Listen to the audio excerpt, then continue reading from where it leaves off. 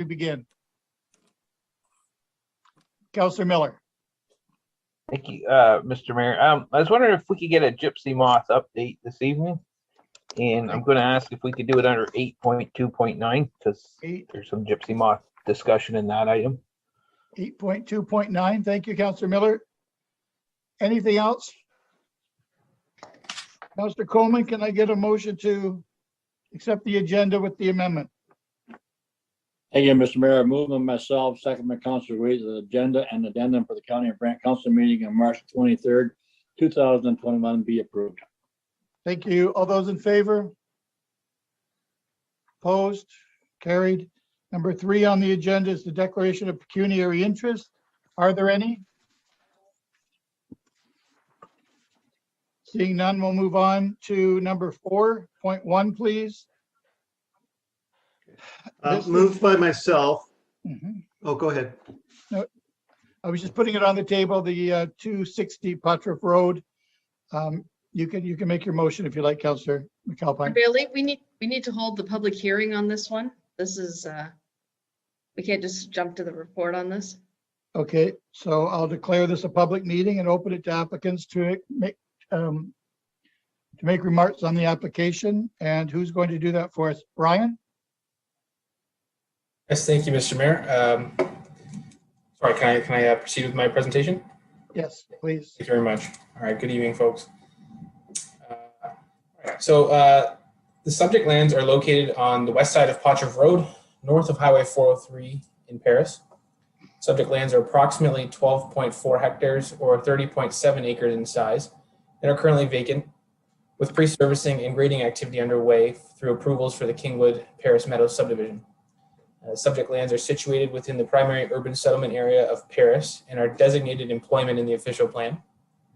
The applicant is proposing to amend the current zoning on a portion of the subject lands from special exception light industrial M2-32 to special exception light industrial M2-33 to permit the development of a warehouse distribution center and transport truck terminal with a maximum building height of 15 meters, as well as site-specific provisions related to urban design and parking.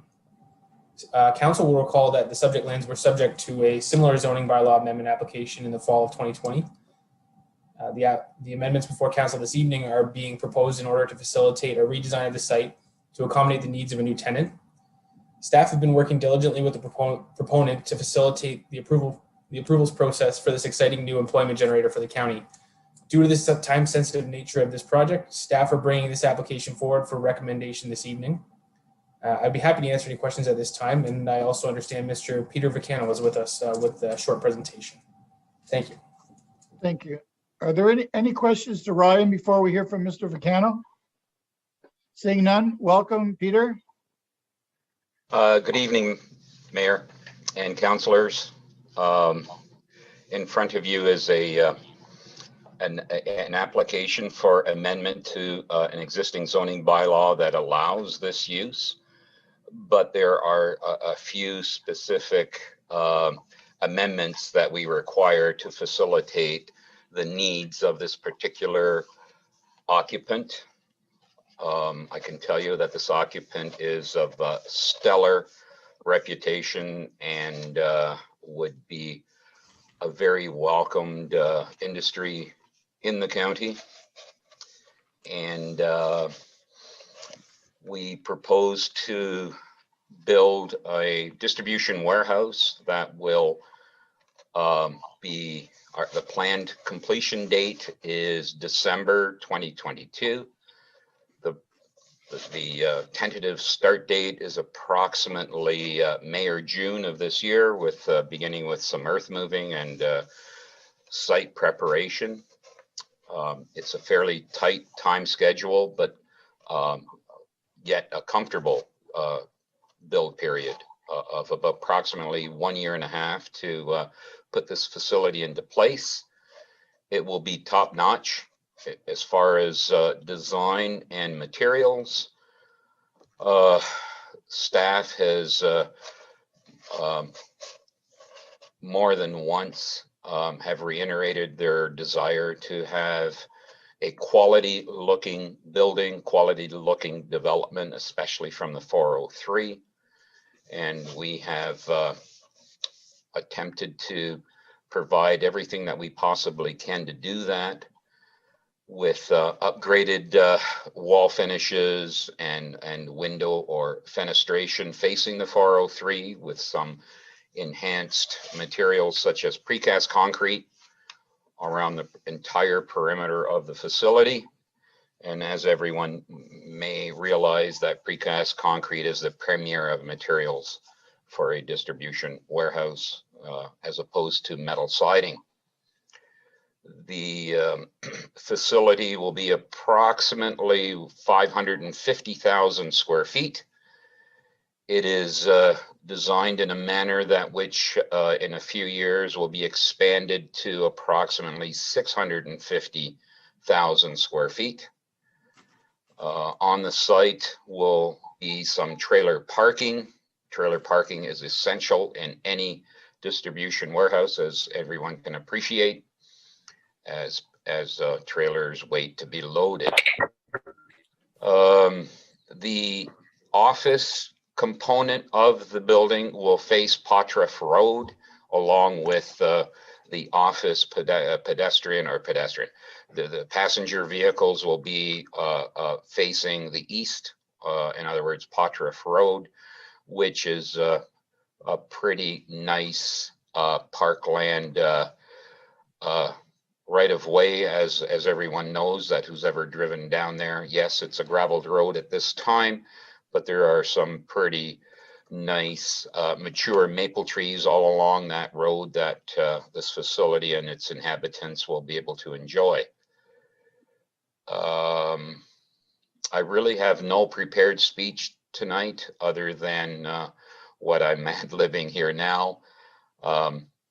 We are seeking for approval for an additional height to what the zoning bylaw allows right now, which is 12 meters, which is allowed, and we're asking for an increase to 15 meters, which is more normal and more standard for a distribution warehouse.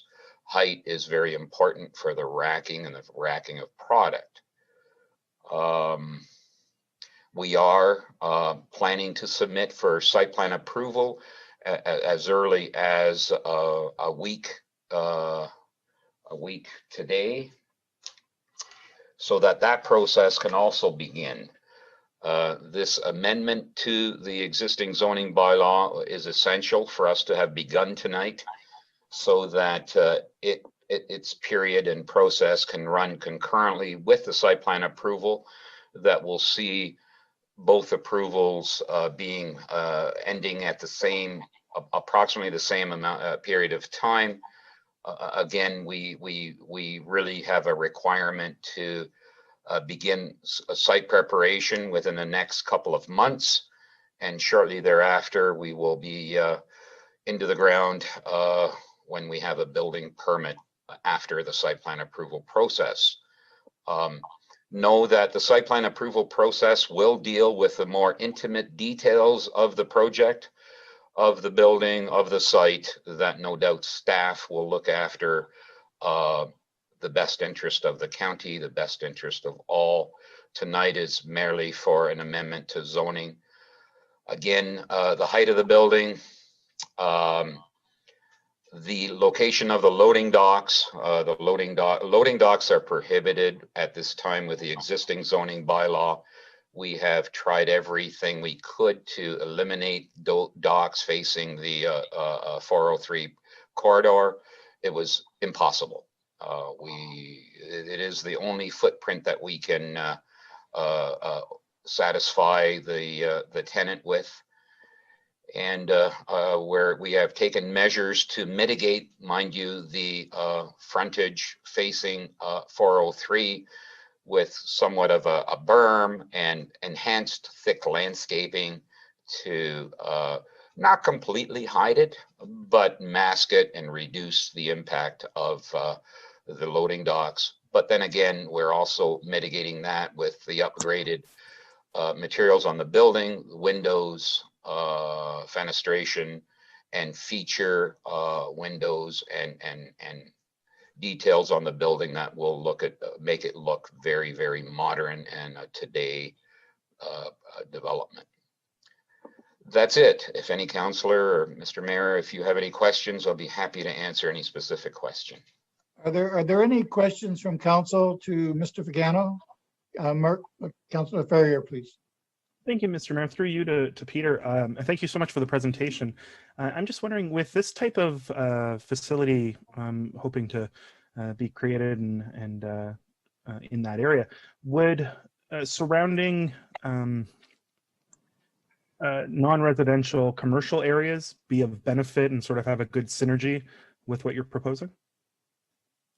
Yes, no doubt about it. As we all know, the southwest of Paris is developing quickly and becoming well inhabited with single, detached, and some upcoming multifamily. There's a lot of people living in this area, going to be living in this area within the next 5 years. This facility will provide jobs. There's no doubt about it. It is, again, I don't know what word to use. I'm not at liberty to state the entity of the occupant, but let me tell you, there's not too many. There's not too many companies that would hold such that the county would hold as an esteemed occupant within the county. And so in follow-up, Mr. Mayor, through you to Mr. Vacano, then having a nice mix with commercial and retail and things like that would support this, and this would support that if that is what we end up doing in that area more often. Excellent, thank you. Councilor Bell first, and then Councilor Miller. Yeah, thank you, Mr. Mayor. Through you to Mr. Vacano. We saw the earlier zoning bylaw amendment, which had two separate buildings. This one is a much bigger building. I understand why you find difficulty in putting the loading docks in any other place other than facing the 403. But my question is, and it perhaps is more to staff on reflection, is the traffic volume that we're seeing or will see with this facility, is it consistent with the traffic studies that we did when we approved this whole site?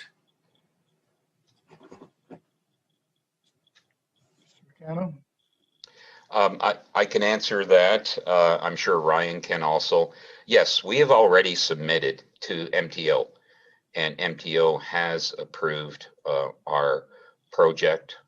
We have completed 2 traffic studies to reflect intimately this development. Previously, with our previous development, whereas we were going to be speccing, you might use the word spec, I don't like that word, speccing, but we were going to move ahead with a project, not having any tenants, with a 2-building multi-tenant industrial facility, whereas each of the 2 buildings we plan to have it flexible and introduce possibly 4 tenants per 2 buildings, and in fact end up with 8 tenants.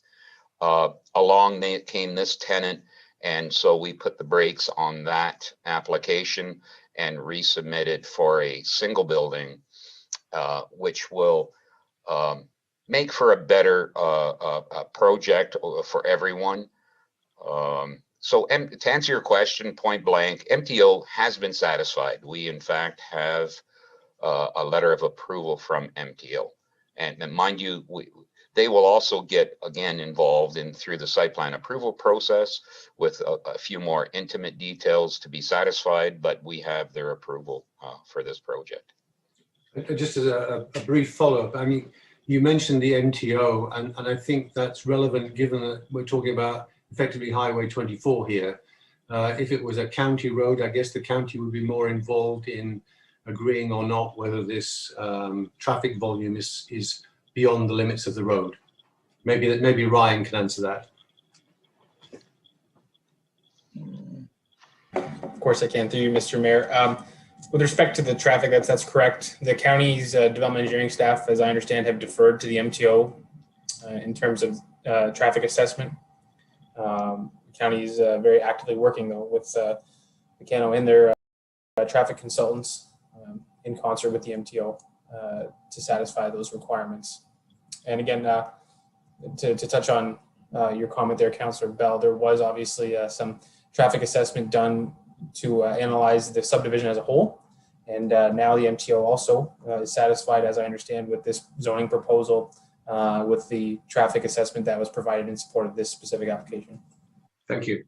Thank you. Thank you, Ryan. Mr. Bradley, did you want to jump in here before Councillor Miller? Yeah, thank you, Your Worship. And further to Ryan's comments, we can also say that traffic planning in that area, the Rest Acres Road Environmental Assessment Corridor Plan, and the traffic studies we did in relation to the Brant 403 Business Park and that network of traffic assets always contemplated that this would be developed for an industrial use similar to what's being proposed. So hopefully that provides some additional substance to that. Thank you, Michael. Councillor Miller? Thank you, Mr. Mayor. Through to Mr. Vicano, I think you appreciate the fact that this is a high visible, high profile building going up. We see it as the gateway to Paris. I think it's going to be a good showpiece for Vicano too. And I'll say right now, I'm glad you guys are putting it up. I can think of a couple builders that I wouldn't want to see involved with it. But my question to you, and maybe to you, maybe your son Paul, are you guys ready to do the best job you've ever done in your lives? Absolutely. That is what we do, and that is what that is the reason, believe it or not, that we are so good at what we do. We love what we do. All the people within our organization, including Paul, who heads up all development work, know that our business is made up of two facets: the construction, the general contractor facet, and then the development work. Like this is to us, this is a development project that Paul heads up, and Vicano Developments will in fact hire Vicano Construction with an arm's length transaction to build a building.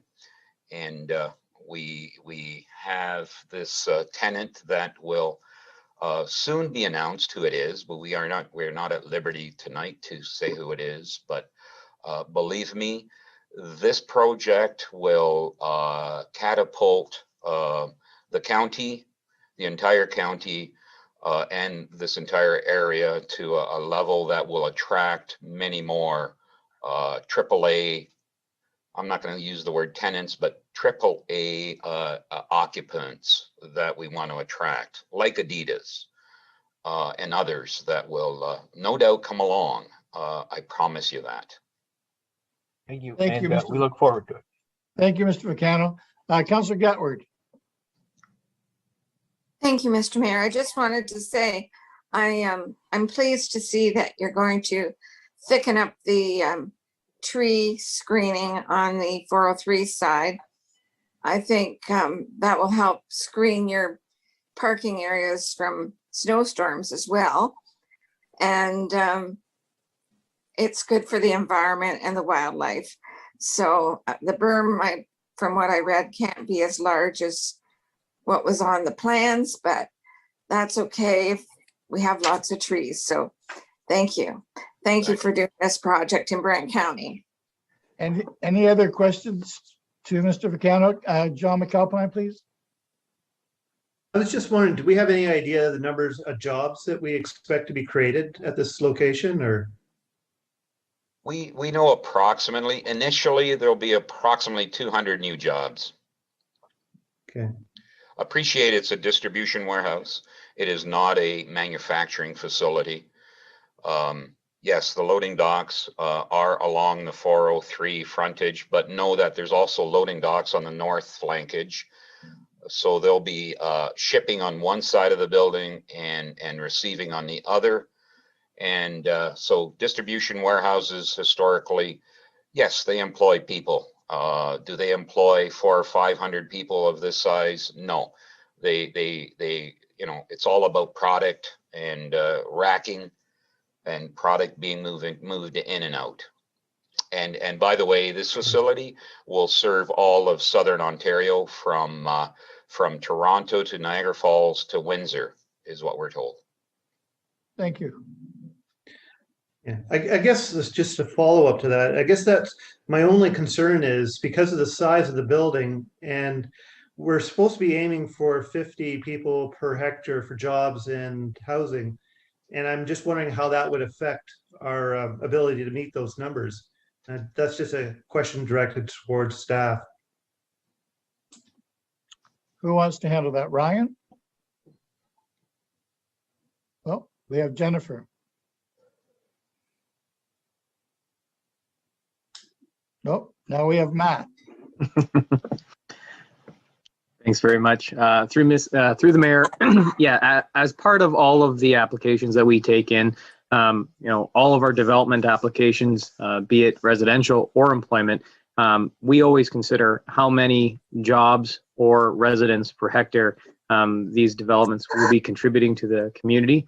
In this case, it's a large building, 200 jobs.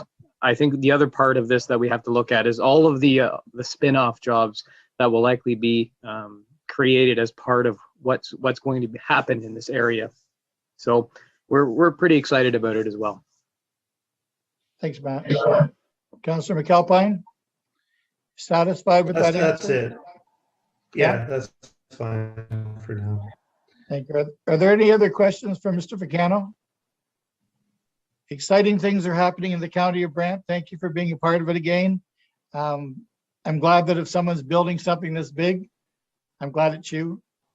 And I know that the quality will be everything we expect it to be. So thank you. I'm seeing no other questions for Mr. Vicano. Is there anyone here to speak from the public? No, there's no members of the public have asked to speak. No. Okay. How do you want to handle this application? Councillor McAlpine? Okay. So moved by myself and seconded by Councillor Bell that application ZBA 8/21/RC on behalf of the owners of 260 Potter's Road to change the current zoning with site-specific provisions for building height, urban design, and parking to facilitate the development of a warehouse, distribution center, and transport truck terminal be approved. Thank you. Everyone's clear on what they're voting on? All those in favor? Oppose? Opposed? And carried. Thank you. Thank you, guys. Good We'll night. talk to you soon. Thank you. Yes. Thank you. Moving on to 5.1 delegations. We have Mark first. Yes, good afternoon, everyone. Hello, Mark. Are you ready for me to present? We sure are. Okay, thank you. My name is Mark, property owner at 129 King Street, Burford. That property, for members of council that may not know it, is the new building that was erected over the last couple of years between the Log House Restaurant and the bakery. I'm here today requesting an appeal of a decision for a property tax grant request that I had made earlier in the year.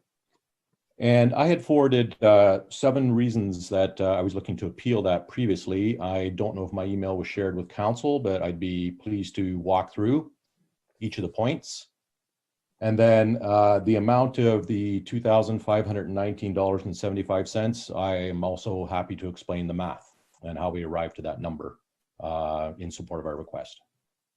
Thanks, Rick. Does council want to hear his points, his 7 points that brought him back tonight to talk to us? I know that we've received them. Are we clear on them, or do you want him to go through them again? Do we have any suggestions? Councillor Howes? I could do it in 5 minutes. All right, Mark, let's do it in 5 minutes. Okay, thank you. So the 2017 purchase of the property, I believe, afforded the county the opportunity to recover $30,000 in back taxes on that property. The previous owner was in arrear typically 3 to 4 years and had no ability to pay the property taxes. The family, upon sale, had indicated that until his estate was settled, they had no ability to pay that tax refund or that tax amount. Through our remediation efforts, which was the demolition and new construction, as well as having to deal with the failing septic system, which was totally cracked in half. That would have been another $25,000 that the county probably would have been left with. When we purchased the building, the front of the building was sagging towards the sidewalk. There was holes through the roof. And as I noted, the septic tank had failed probably years previous. So from a safety standpoint, that building had to be razed to ensure public safety, particularly with its proximity to the street front.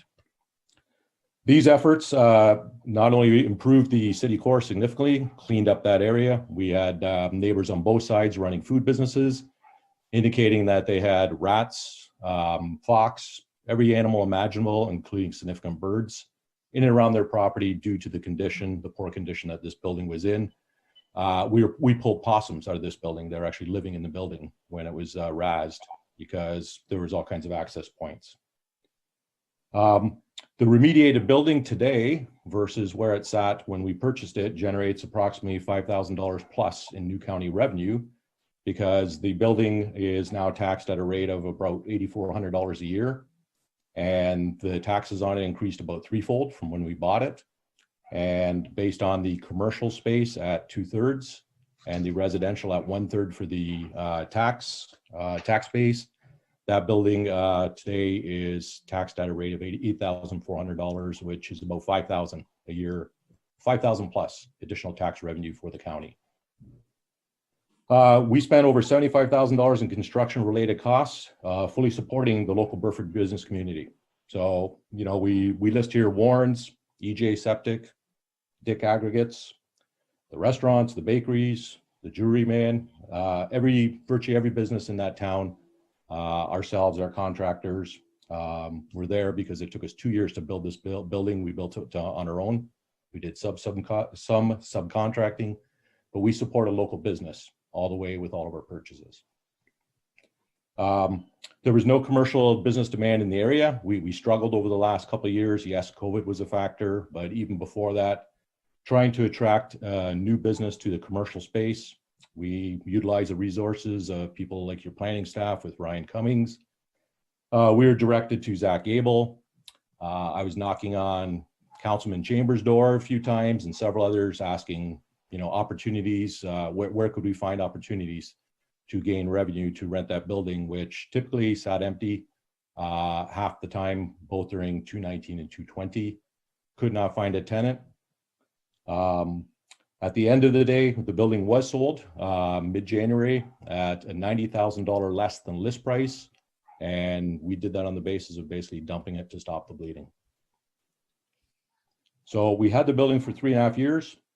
During that time, it was a difficult go relative to some of the issues I touched on, but trying to find, we were hoping that the Creekside community would have moved along much swifter than it has, and that development would spur some downtown growth for Burford. Most local to the area would agree it's a pretty good community for a pizza place. But as far as other businesses where, you know, new growth coming in and other street level businesses previous to COVID that would be attracted to the area, there was zero interest. And your own community development people verify that because we had the conversations, the emails, etc. That's the highlight of, you know, the overview of the property, some of the problems, some of the benefits. The reason we're asking for this grant request is based on those points. The $2,519.75, although it sounds like a specific number, the math is fundamental. And I'd sent this in my email, but I'll review it for council because I know you've got a lot of business issues on your plate and probably wondering how did Mark Remack get there.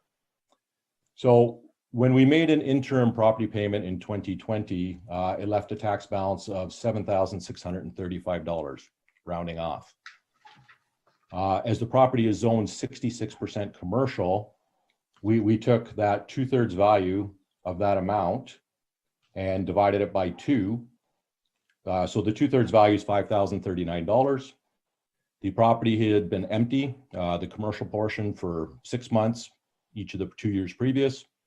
And so we're asking for the support for that period of half that cost of the commercial taxes for those 2 years, for 2020 in particular. So the $5,039.14 divided by half is how we get to the $2,519.75 for our 2020 rent. We were going to ask for 19 and 20, but we chose not to push it.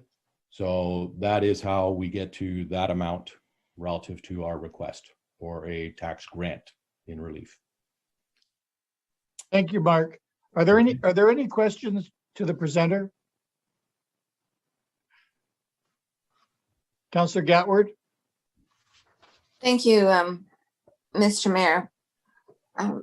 So did you buy this property as an investment then to fix the building up and then lease it out as a commercial downstairs and an apartment upstairs?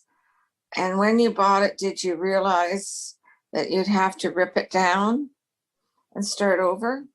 Well, no, when we bought the building, initially the thought process was we would try to renovate it. And then once we got involved with county and brought in some engineering resources, it was determined that the structure of the building, it had basically shifted on the foundation. Mr. Civic had jacked the building up 10, 12 years previous to put a new block foundation under the building. And when that was done, a combination of the current condition of the building, it basically shifted the building. And as a result, the advice was to rip it down versus try to remediate it. The building had 2 additions on it over the course of time. And the construction techniques did not meet current county code. The back stairs were virtually falling off the building. I don't know how the gentleman was getting up and down every day. Gaping holes in the walls and the roof. So we did not fully understand, but we expected we'd have to do major repairs. Certainly it wasn't, you couldn't rent it in the state it was in to a new modern tenant. So it's unfortunate that you didn't have due diligence to check all that out before you purchased it. That's not the issue, Councillor, though. You know, the issue is we've gone through the process, costs and the opportunity for that building, regardless of whether it was rebuilt or not, it's the same issue here. The building has basically been the worst experience of my life the last 3.5 years, quite honestly. And we were surprised how little interest and support there was from the community, quite honestly. We got a lot of pat in the backs and attaboys, but nobody else was there to help with any other financial business development. We kept getting referenced to other people, none of who could offer any help. Thank you. You've answered my question. Thank you. Are there any other questions for Mark? Seeing none, Council, how do you want to handle this? Looking for a motion, Councillor Chambers? Mr. Mayor, procedurally, the delegation is asking for a reconsideration. Yes. And procedurally, I guess according to our bylaw, we have to approve a motion to reconsider. And again, procedurally, I don't want to make this complicated, but a motion to reconsider, we're supposed to give notice of a motion to reconsider, but we can suspend the notice of a motion to reconsider, which I am prepared to move that the rule requiring notice of motion for the reconsideration be suspended. And then I will make the motion that the issue be reconsidered. But first we have to suspend the rule for notice of motion of reconsidering, if that makes sense. Well, I'm glad you kept it simple, Councillor Chambers. I'm looking for a seconder for that. Councillor Ferrier, you're seconding Councillor Chambers? And this is to suspend the rule for notice of motion for reconsideration. Right. Yeah, not on the issue itself, but just on if we can talk to the issue. That's right. I support that. Thank you. Is there any other, Councillor Gatward?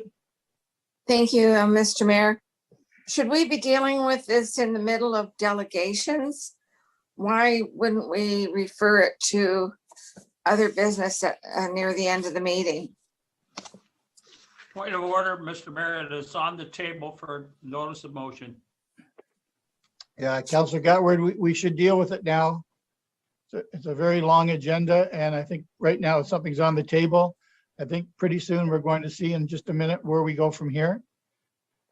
Any other comments or questions before we call the vote? Everyone's clear on what they're voting on? All those in favor?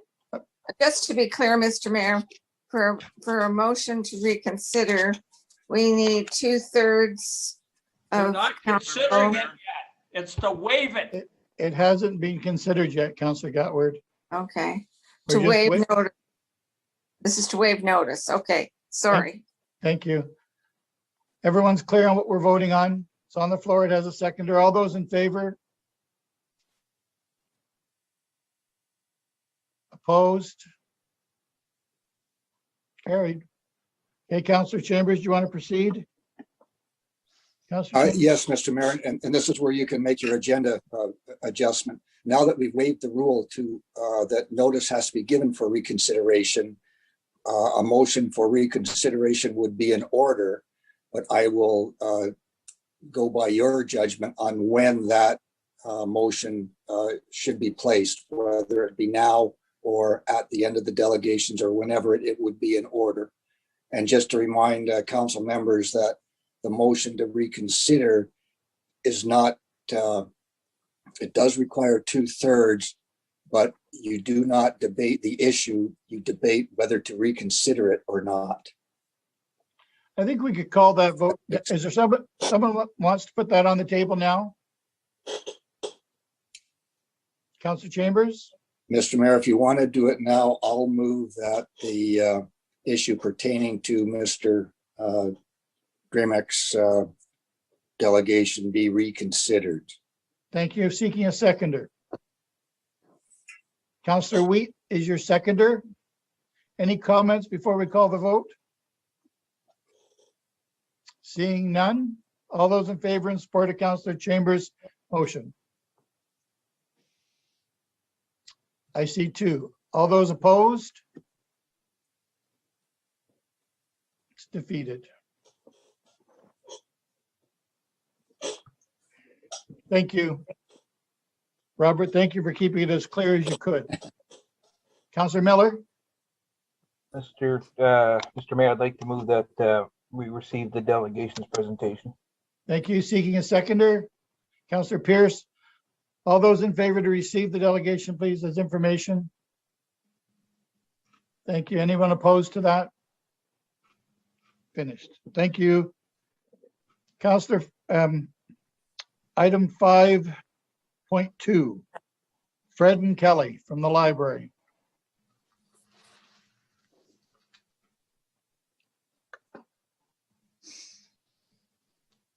There's Kelly. It's defeated.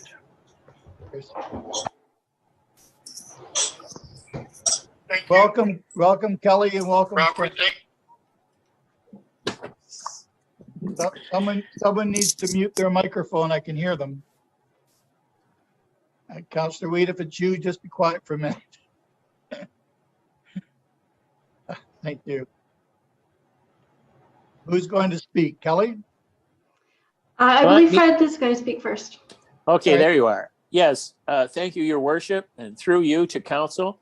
It's our pleasure to be here with you tonight. It's the occasion of our 2020 annual report on our public library service. And of course, 2020 was a year like no other. As it was for Council, it was for the Library Board and every other public service. What we've got for you tonight is a bit of a slide deck show that sort of encapsulates our year 2020. And before you watch it, I would just like to point out that in it, you'll find some statistics and numbers embedded that are all very significant.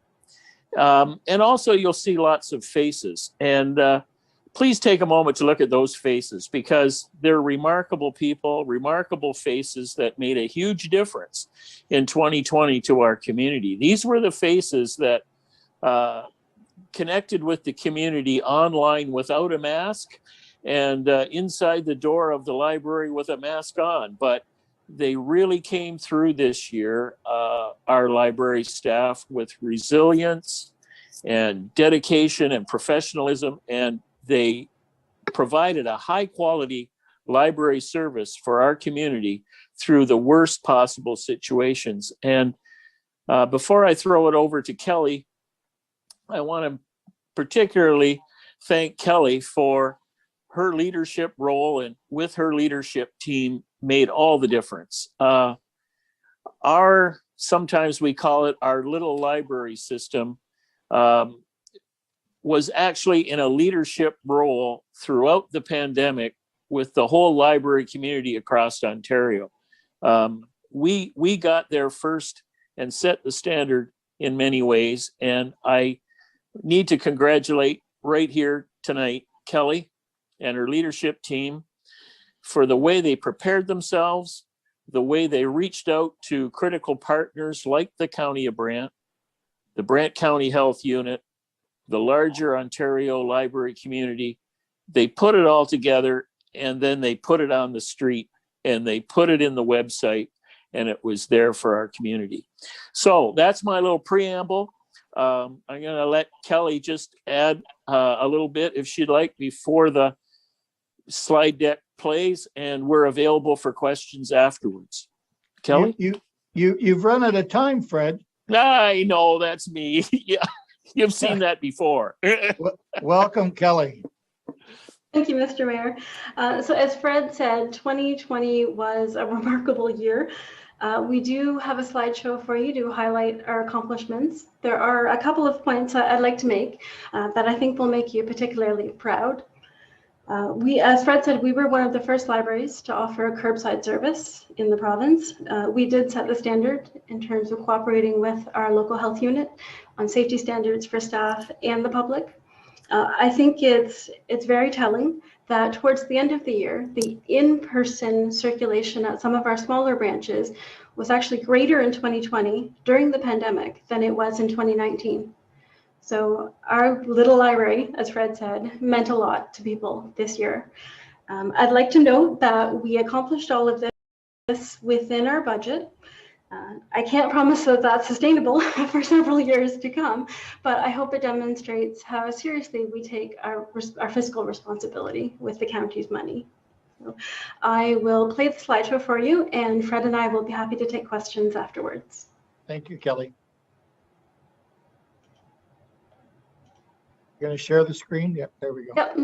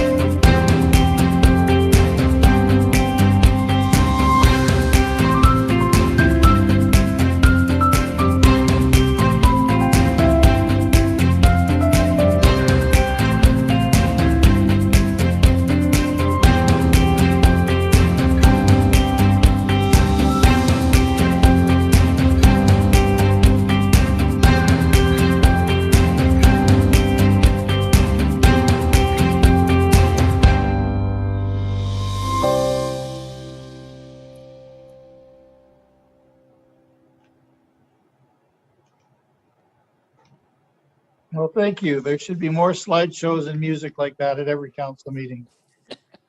Picks you up. Are there any questions to either Kelly or Fred? Councillor Gatward, you're first. Thank you, Mr. Mayor. I just wanted to say to Kelly, thank you. I really appreciated the library's efforts during this past year. And our new librarian was there stapling the books into the bag at the end of the video. And I thought that was such a creative idea that someone came up with. And the way you're handling the books through the book drop. So thank you for the good service and the great presentation.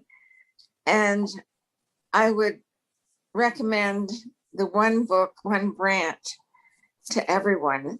That book, I'm currently reading it, and it is mind-boggling and very remarkable. And we would never complain again after you read that book, because it's just amazing. So thank you for all the great work you do. Thank you, Councillor Gatward. Councillor Howes, please. Well, thank you, Mr. Mayor, and through you, this will be more of a comment rather than a question as well. But I've said some of this at the library board meetings, but I wanted to say it more publicly for everyone who might tune into this. Just absolute compliments to Kelly and the entire staff, everybody who participated in getting us through a challenging 2020. I hope people will take the time to look more closely at the statistics that were shown in that presentation. Libraries are about more than books, and everybody's conscious of that, especially now. But when you see statistics like 80% increase, 120% increase, numbers that tripled, 1.7 million online engagements, that's incredible support for our community. And I loved seeing the patron comments towards the end, and just I just want to say absolute compliments to Kelly and her whole team that kept the library engaging and as a great resource and life raft for a lot of people last year. Thank you. Thank you, Councillor Howes. Any other comments, concerns? Well, thank you very much, you two. You really did keep us afloat, and you're going to be part of the new improved Brant coming up in the next few years. So it's nice to know that you haven't lost your enthusiasm and COVID hasn't got you down. You're still smiling, and that's great. Council, what do you want to do with this? Councillor Wheat. Moved by myself, second by Councillor Chambers, that the annual report of the Brant County Library System be received as information. Thank you. Any other comments before I call the vote? All those in favor to receive the report, please. Thank you. No one's opposed. Kelly and Fred, thank you for coming and speaking to us. Thank you, Your Worship. Keep the jingles coming. Will do. Thank you. Thank you. The next thing on the agenda is 5.3, protecting farmland in Brant County. If I could have your full name and your address, please.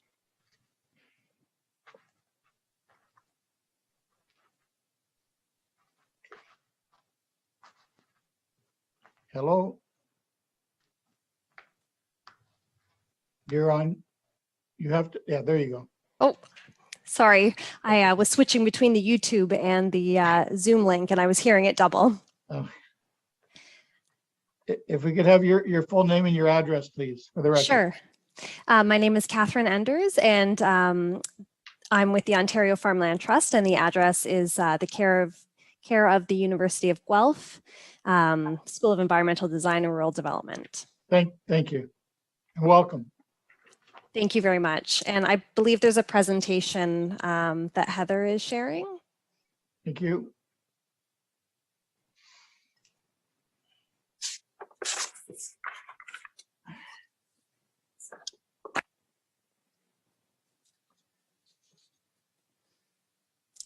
Heather, is there a presentation? There we There go. we go. There you go. Okay, and will you advance the slides for me, Heather? Perfect. So good evening, Mayor Bailey, councillors, staff, and guests. My name is Catherine Enders, and I'm the Executive Director of the Ontario Farmland Trust. Thank you so much for letting me be here tonight. I do appreciate the opportunity to tell you a little bit more about our programs in Brant County. The Ontario Farmland Trust has been around since 2004, and it is the only registered charity in Ontario with a mission focused exclusively on protecting Ontario farmlands and associated natural features. Next slide, please. We use farmland easement agreements to permanently protect farms in Ontario. These agreements are entirely voluntary. We only work with farmers that want to work with us. With that said, once the agreements are registered on the title of a property, they are legally binding and they can never be undone. The agreements are flexible to allow pretty much any kind of agriculture, although there are restrictions on certain things like buildings, but the intention is to allow the farm business to continue without any interruption. The current landowner retains ownership, but the trust is registered on title with an interest in what happens on the property.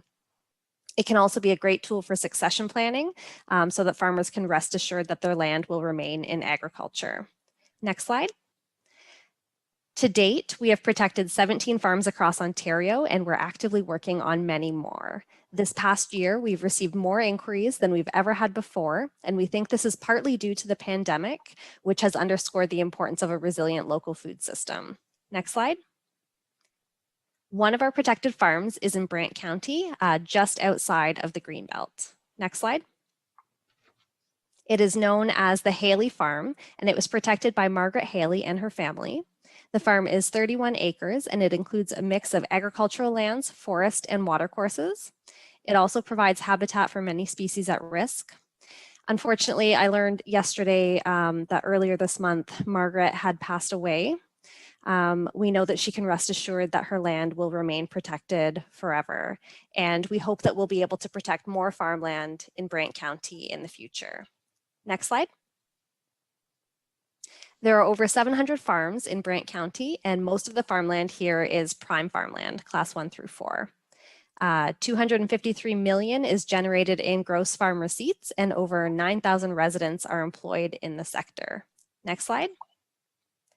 In order to permanently protect a farm with an easement, it costs at least $40,000 and often more than this. The initial costs include fees for an ecological assessment, legal fees, a property survey, and appraisal, and these costs vary for each property. The most important part is actually a contribution to our stewardship fund, and that is basically setting aside funds to monitor the property every year. Since the commitment is to protect the property forever, we will still be visiting the property 100 years from now, and we need to set aside funds to be able to do this. Or, for example, if a future landowner violates the agreement, then we need to have funds set aside to remedy any issues that occur. Next slide. We're appreciative of our generous funders who help cover the cost of protecting land across the province, and there's a few here. Next slide. And the reason that I'm here today is to request ongoing support from Brant County. The funds would be dedicated to protecting farmland in the county, and it would go towards 3 main items. First, the ongoing stewardship of the farm that is already protected here. Second, towards outreach in the county to discuss the importance of farmland protection. And third, it would allow us to work towards future farmland protection projects here. Once farmland is paved over, it can never be returned to productive land. And I think it's safe to say that future generations will never look back and fault us for protecting too much of their land. Next slide. Thank you so much for your time. I sincerely appreciate the opportunity, and I would be happy to answer any questions that you may have. And apologies for the rocky start. Thank you. It wasn't rocky at all. It just took a minute. Thank you, first of all, for what you do. It's amazing what you do. Are there any questions from council? Councillor Pierce? Thank you, Mr. Mayor. Through you to Catherine. Catherine, you said you have at this point in time there's one farm in the county that's protected. Has there been conversations with other farms, or I'm just curious, has there been other reach out to other farms that are not interested or on the verge, or how? If you could just expand a little bit on that. Sure. So we only work with farmers that want to work with us. We have inquiries all the time. Last year, we had double the number of inquiries than we've had in previous years. Some of those don't go anywhere. Some of those are people reaching out for more information and they don't go anywhere.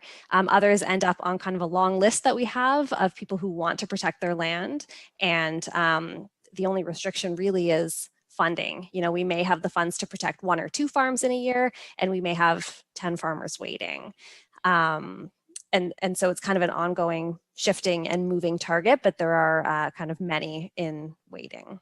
Okay. So just to, Mr. Mayor, if I could, so just for clarification, it's more of the farmers reaching out to you as opposed to you reaching out to the farmers.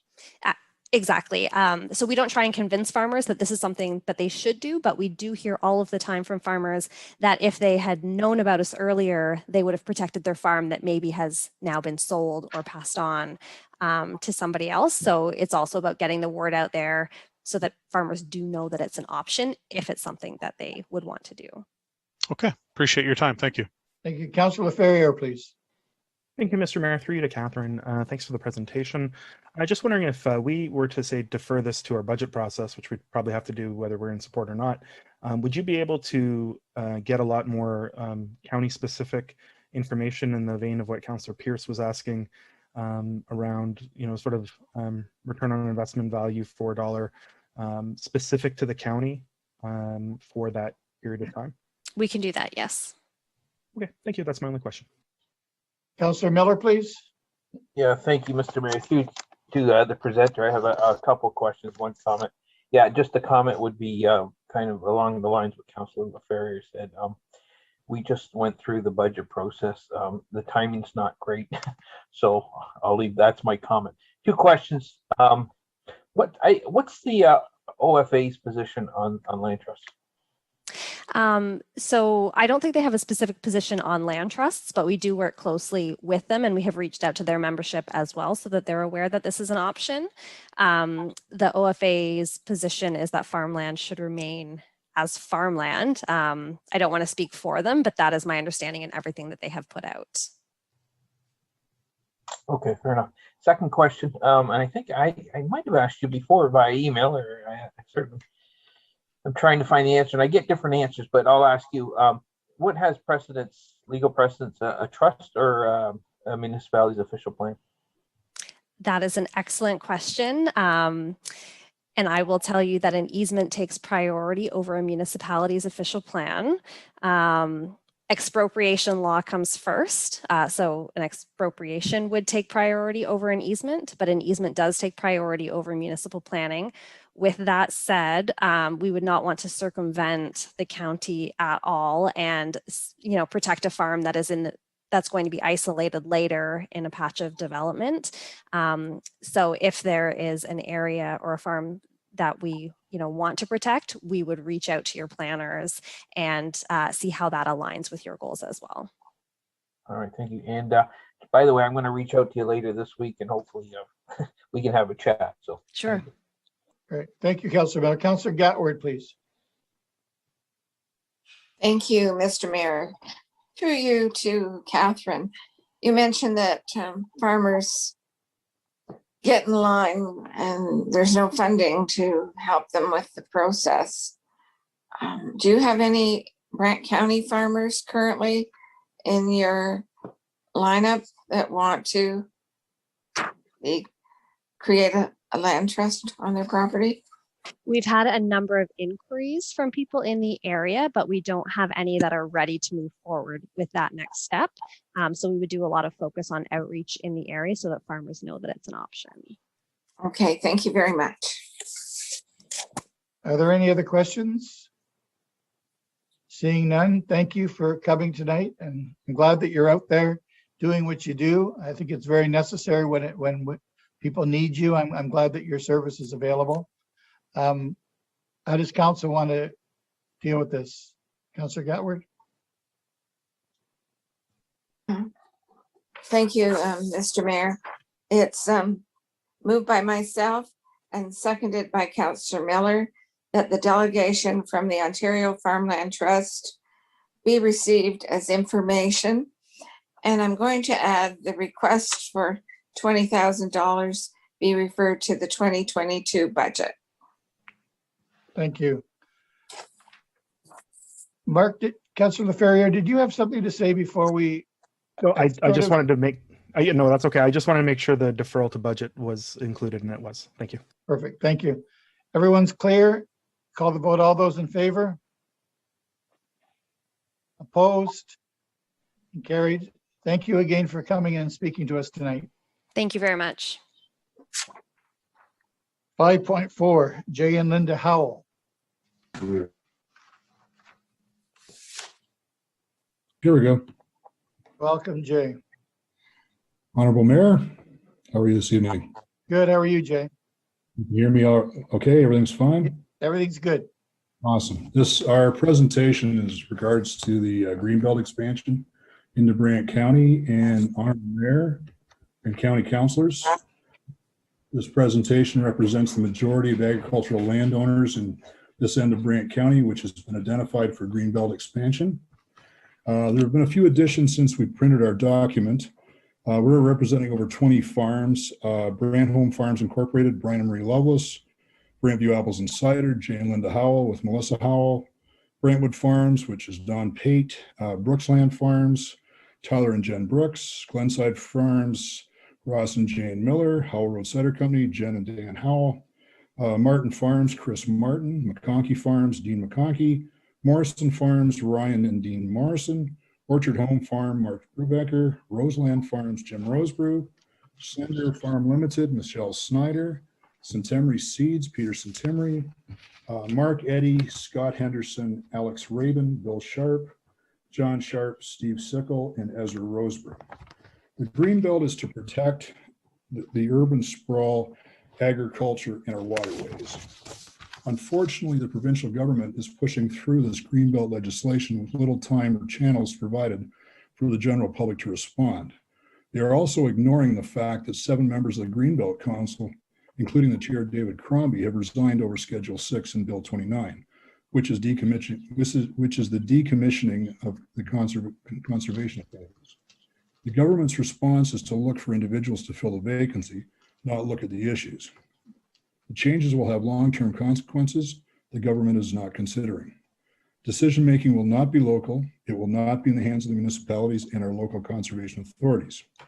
What would Brant County look like within the Greenbelt? According to a statement submitted by the Ontario Federation of Agriculture, the Greenbelt is not working for Ontario farmers and needs to change, and changes need to be made. Ontario farms need to be profitable, and the Greenbelt, as it is currently structured, is not assisting in giving key policy directions to allow that. Even though the OFA officially supports the long-term protection of all prime farmland in the province, it decided not to support any of the expansion of the Greenbelt. Farmers only represent 1.4% of the provincial population and are often overlooked. The focus is on preserving agriculture, and these decisions are being made by individuals whose main source of income does not include primary agriculture. Based on the existing Greenbelt statistics, in 2006, more than 50% of the Greenbelt was farmed, and the area included more than 6,000 farms. In 2015, 43% of the Greenbelt was farmed with 5,500 farms. This is twice the rate of decline recorded in the rest of Ontario. Why is another layer of governmental bureaucracy needed? It's not. Locally, the Grand River Conservation Authority and our municipality have worked successfully together to plan and protect our green space and waterways. Based on the Fraser Institute report and an In the Hills Caledon report, agricultural land values inside the existing Greenbelt have and will decrease anywhere from 24 to 75%. Why does the proposed Greenbelt expansion only consider and affect the multi-generational farms on the east side of the Grand River and not consider the large multinational gravel companies on the west side of the river? What will the limits on agribusiness and what will be the limits on agribusiness and what are the restrictions on existing businesses? Agribusiness and agritourism have been identified as growth industries in our county. What if you wish to expand your existing agricultural operation? Add a hog or a dairy barn to an existing operation. Run field tile to maximize crop productivity. Construct buildings to house special events and on-farm activities. Do we now have to get permission from the Greenbelt, and at what delay and expense? In conclusion, it is our observation that the County of Brant and the Grand River Conservation Authority have maintained the Grand River watershed and have effectively protected the lands and waterways. We encourage the County Council to represent us in the Greenbelt proposal. Thank you for your time and your consideration. Thank you, Mr. Howell. Are there any questions from council to Councillor House, please? Well, thank you, Mr. Mayor, through you to Jay. Jay, for the benefit of people who might be watching this meeting or who might watch the video later, people who in some cases automatically think that Greenbelt's great for everybody, great for farmers, great for protecting farmland. Can you speak a little bit more specifically about? Definitely. Thank you. Well, I'll just finish one thing. The addendum that came out for our meeting, I think you had 20 or 25 farm ownership families in the area who were sharing your point of view, and that's a significant number. And so I think people would benefit from hearing your point of view in a little bit more detail. Thank you. We deal with farmers that are inside the Greenbelt on a regular basis. We stand at a bunch of farmers markets in the GTA and the Golden Horseshoe, and none of them that I've talked to on either round of this are happy with the situation. The idea is great. Obviously, we're working towards being carbon neutral as well. We're in full agreement with we should maintain waterways and look after it. We're great land stewards. We've been doing this for 200 years. This is our 200th harvest at our farm. So obviously we're doing something right. But I don't think the Greenbelt addresses everything that farmers need. It sounds good. It has an over 90% approval rate inside the province. And that's where, I mean, obviously people think it's a great idea. Unfortunately, there's a disconnect between the actual idea and the presentation. Thank you, Jay. Yep. Thanks, Dave. Is there any other questions for Councillor Ferrier and then Councillor Miller, please? Thank you so much, Jay. Nice to hear from you. And I know we're going to hear different sides on this issue for a long time to come. I have two questions. One, have you been invited by the province, because ultimately the province is going to decide this one, have you been invited by them to interact in any of the consultations? Have they locally had a farmers consultation? Because I know they've had a consultation with some folks, but I don't know how they're going about that. I don't know if you can shed some light on that. We had the privilege of sitting in on the last meeting with Will Bouma and had our chance to express our views. That's one. We haven't been in direct contact with the rest of the province though, or Queen Park. And I guess my second question would be, and not to discount anything said today, but there was a 2013 report called Farming in Ontario's Greenbelt Possibility Grows Here. It had a lot of input from farmers inside and outside the Greenbelt area while the actual report was being created. And, there was a study that included them. Have you read that report, and what are your feelings about that report? I have not read that report at this point. All I'm going on is reactions and statistics that I've been able to glean through various reports. The Fraser Institute report, for example, the In the Hills report from Caledon, and from also speaking with other farmers that farm inside the Greenbelt. They find it very restricting. Another tier of bureaucracy when it's. And a lot of the people I talk to, things were fine. I mean, obviously we want to curb urban sprawl. That's a definite. As a farmer, yes, you do. But you also have to understand that we are a target, and we're doing our best to maintain and be good land stewards. Okay, thank you so much. Councillor Miller, please. Well, thank you, Mr. Mayor. And I just was looking at our addendum. I didn't see Mr. Howell's presentation until I read the addendum. So I just seen it there. So what I would just say to Mr. Howell is that was a great presentation. And if it's okay with you, I'd like to share it with the Agriculture Advisory Committee. By all means. Appreciate Please it. Thank do. Are there any other questions for Jay? Councillor Coleman, please, and then Councillor Chambers. Thank you, Mr. Mayor. No question, just a comment. I appreciate Jay coming forward with his group and whatnot. I've had numerous calls from residents in the St. George, South Dumfries area and whatnot. And the comment that Jay made was, why is this just on the east side of the river and not on the west side, was a good comment. And I think that's needs to be understand why that they come up with that. So there is as much farmland on the other side of the river as there is on the east side. So appreciate it, Jay. Most of us farmers are all behind you. We don't want any more greenbelt. Thanks, Councillor Coleman. Councillor Chambers, please. I'm speaking from the west side of the the county.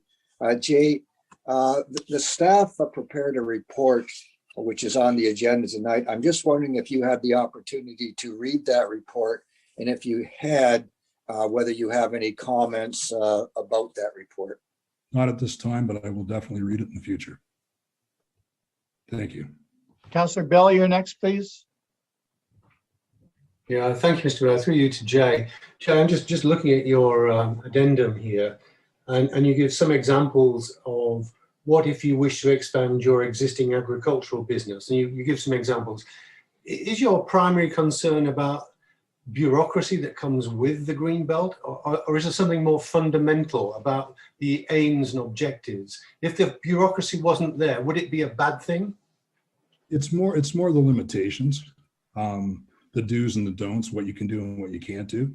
Not that we're want to run roughshod, obviously. I mean, we're going to work within the parameters, but at the same time, in speaking with farmers inside the green belt that have tried to, for example, build an on-farm building for on-farm activities, it's very limiting, and add existing dairy operations, existing hog operations. It's very confining. So if those things were, if in the course of consultation, the province said, well, okay, we hear that, we'll deal with that, is the fundamental of adding to the green belt, in your opinion, right or wrong? That would be part of it. I think we're all quite satisfied the way it is. I mean, we don't see, it's the old story, if it isn't broke, don't break it. The GRCA and the county do a fine job of maintaining the waterways and maintaining the land stewardship. As I say, we've been at this for 200 years, and we're not the only ones. There are a number of farms here that are multi-generational farms, and we're all working for the same goal. Hopefully that answers your question. Yeah, thank you, Jay. Thank you. Are there any other questions for Councillor Wheat, please? Just to further comment and support what Councillor Coleman said, majority of those people that on your addendum, Jay, are in the ward that I represent. And they've all been yelling at me, get it stopped. And we went through it years ago.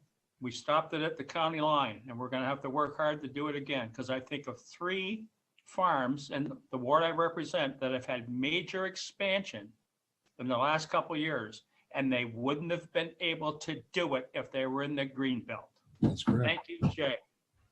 Thank you, Councillor Wheat. You know what I'm talking about. Oh, yeah. One of them's on Highway 99. Major. Councillor Gatward, you're next, please. Thank you, Mr. Mayor.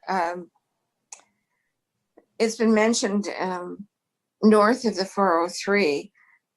If you look at the map in our planner's report, the proposal from the province is to include the Paris Gulf moraine, which only goes down so far into our county. And that's why the boundary is where it's been placed. The Paris Gulf moraine does not extend down into Ward 5 and Ward 4. So that's part of it. But I would encourage everyone to read the planner's report, we are advocating for more consultation with the province. Thank you, Mr. Mayor. Thank you, Councillor Getward. And Councillor McAlpine, please. But again, I'm just in support what Jay's bringing forward. My biggest concern about this all is that we don't have enough information coming out from the province. Apparently, it looks like they're making a lot of changes to the Green Belt legislation, and that's why we have all these representatives that have been quitting from that organization. And then taking away the powers from the GRCA. And so I really think we need more clarity from the province of what they are actually proposing, because it sounds like in principle, the Greenbelt's great protection for the farmers, but in reality, it's just a paper tiger, and it's not really doing any protection. And so I think, yeah, we're going to be discussing this more going forward, but I just want to make that comment. Thank you, Councillor. Councillor LaFerriere, please. Thank you, Mr. Mayor. Through you to Jay. Just to sort of maybe delve a little bit more on Councillor Gatward's question, because I think there are two things happening here. One is there seems to be a more firm proposal from the province about protecting the Periscalt moraine. And then there's another about expansion of the Greenbelt in many different directions, and who knows what that means. And that speaks to more what Councillor McAlpine was saying. The issue the farmers are coming to us with, is it the Periscalt moraine portion that they stand opposed to, that the farmers that you've been talking to and are on this letter, or is it about the broader potential expansion? And I think that's an important clarification point. So the Periscalt moraine plan, is that against, or is it both, or is it more the expansion that could be the who knows question mark expansion that the province is sort of delving into? It's actually both. Okay. A lot would of you be able to? Sorry, would you be able to speak to the Periscalt moraine portion and what you don't, and these farmers don't appreciate about that piece? It's Sorry, I can't hear you. all encompassing. We're not in favor of any of it, to be honest with you. I mean, it's the old story. If you look after the farmer, the farmland will look after itself. If you're farming in 2021, you're a good land steward. That's fact. That's not an opinion. And your portions were. Oh, sorry. Go ahead. I'm sorry. Oh, sorry. The portions regarding the moraine, like farmers need water to farm. You know, protection of the moraine more specifically is not necessarily. You're not against protecting the moraine. Of course not. Okay. Not against protecting it. I just don't think. I think the GRCA does a marvelous job, and I don't think we need two tiers doing it. Previous to some of the powers being taken from the Conservation Authority. Correct. Okay. Are there any other questions for Jay? No, seeing none, I'll just comment that I've spoken to a lot of farmers too in the last little while, and your voice is being heard, Jay, by a lot of people. I take comfort in the fact that the province has done this before, and they're just throwing it out there again. So I'm just hoping that certain things don't stick, that's for sure. We'll just have to wait and see what happens, but I think that we have to be aware that what they're proposing isn't as green and as tree-like as the name suggests. So I think that as long as everyone's aware of what they're talking about and how it seems, by calling it a green belt, it seems like a thing that you should support. And I think when you get down to the nuts and bolts of things, farmers have very real fears. And I think that you need to stand united, because I think this is something they're throwing at us, and they've thrown it before, and they'll probably throw it again. And we just have to be ready for them. Couldn't agree with you more, Mr. Mayor. All right. No more questions. No more questions for Mr. Howell. Councillor Chambers, what do you want to do with this? Mr. Mayor, I'll move that the delegation be received and that the discussion be referred to the staff report later in the agenda. Thank you. And that's also supported by Councillor Howes. Yep. Yes. Call the vote. All those in favor? Opposed and carried. Thank you, Jay. Have a good night. Stay safe. Thank you, sir. Appreciate your time. Thank you. 5.5, we have Joan and we have Ella. Thanks, man. Let's have dinner. Who's going to start it off, Joan or Ella?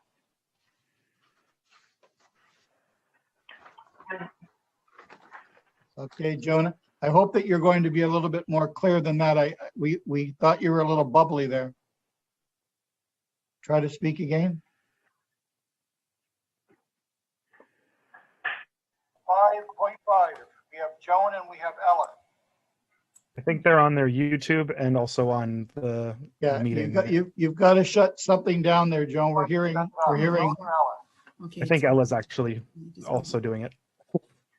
Okay. So turn off the YouTubes. Turn off your YouTube, please. Is that better? That's much better. Thank you, Ellen.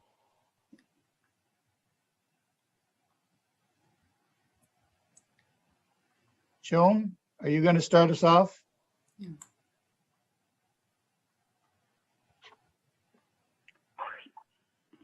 Or maybe not. Can you hear me? I can hear you. Okay, I'm just trying to share my screen. There we go.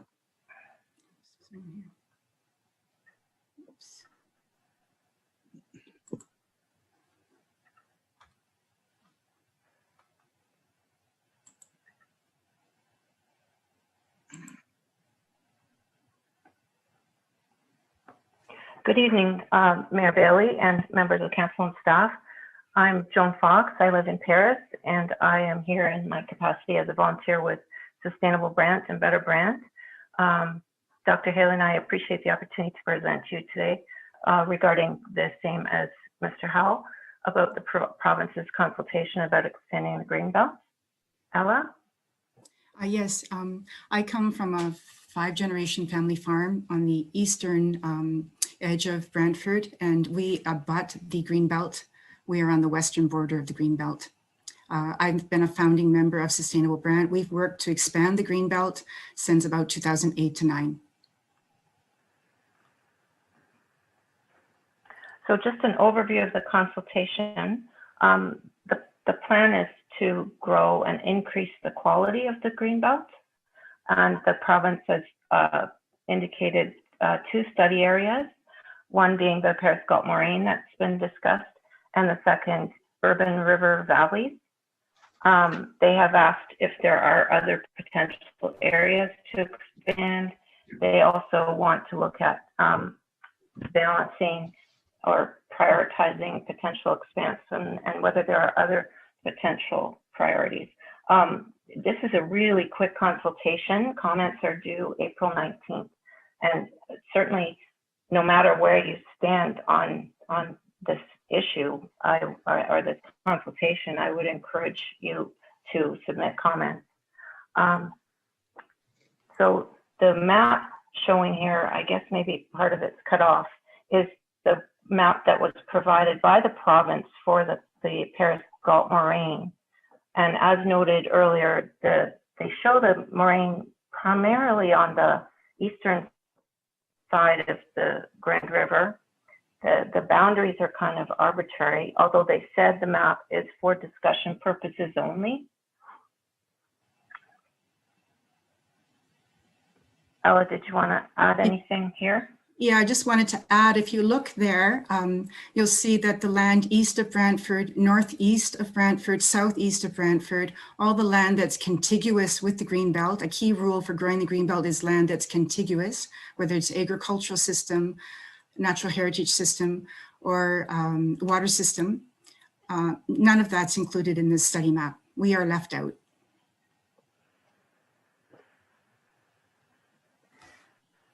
This is a different map of the Paris Gulf Moraine, and I'm not sure how many of you have seen this map.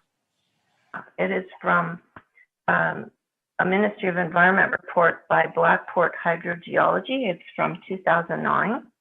The orange area, or whatever you want to call that, peach color is and it extends all the way up to almost Caledon, down through the county. You will see there are sections right through the county and actually down into Norfolk County. So this may come as news to people that it is as large as it is. So that the province's map doesn't actually include portions that are actually known. And this map is also different from what was included in the staff report RPT 2151. And this map does show the moraine being on both sides of the river, in addition to it being larger.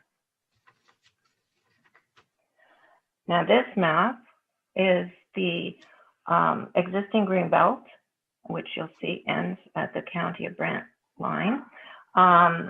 It is primarily urban river valleys, and all of the residents within the Greenbelt rely on Lake Ontario for their drinking water, right from Niagara all around east of Toronto.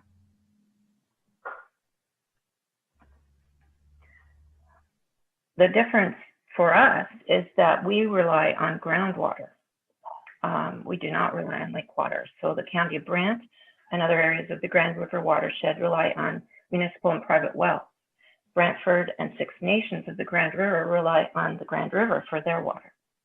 We need to protect areas beyond the footprint of the moraine boundary that are interconnected through the aquifer system or through groundwater and surface water connections that meet with local streams or directly with the Grand River. Ella? Yeah, and just to repeat, the existing greenbelt, it stops a half a field away from our farm, and it protects the Grand River watershed in the Hamilton section that's protected, but half a field away from us, it stops, the protection stops. So the headwaters on our farm and in our communities east, northeast, and southeast of Brantford are not being considered for that protection.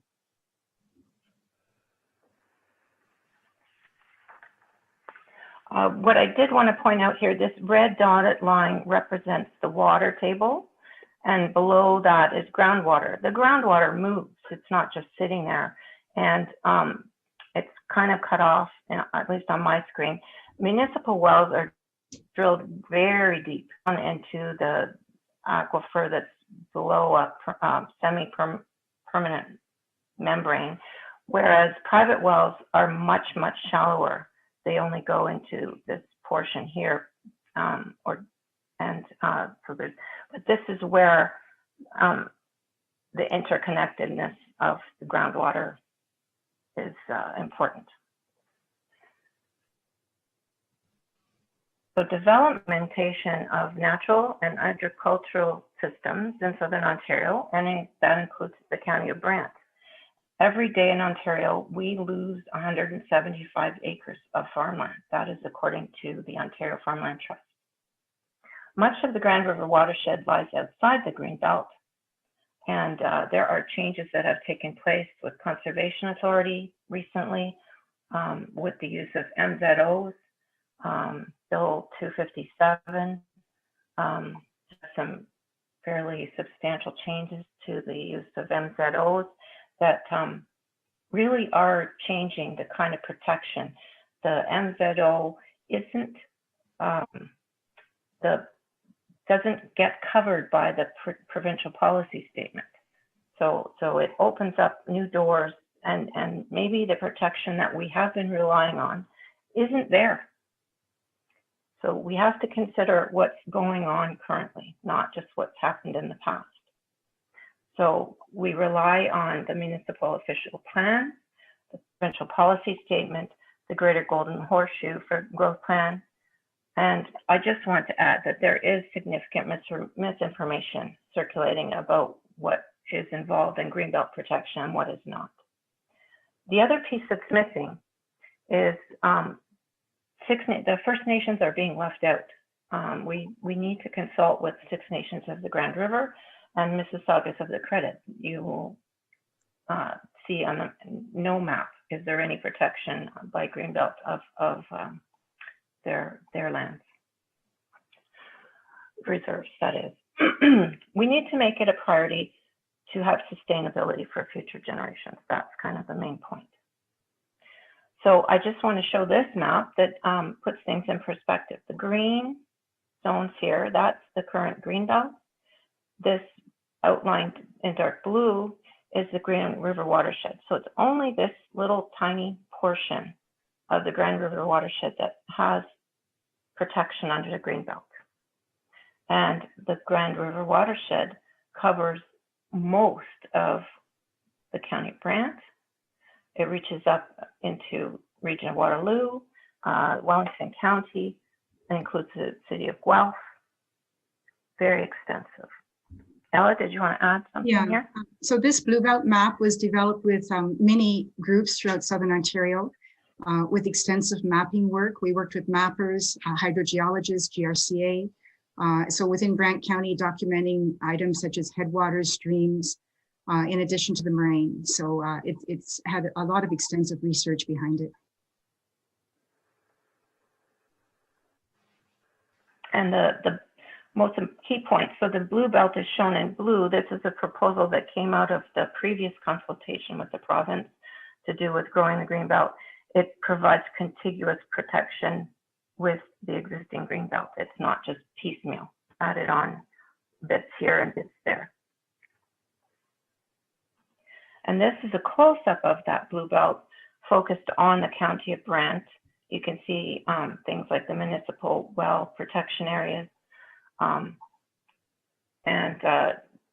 What our suggestion is that the province, with this consultation, should consider expanding the study area so that we avoid fragmenting natural heritage systems and the agricultural system.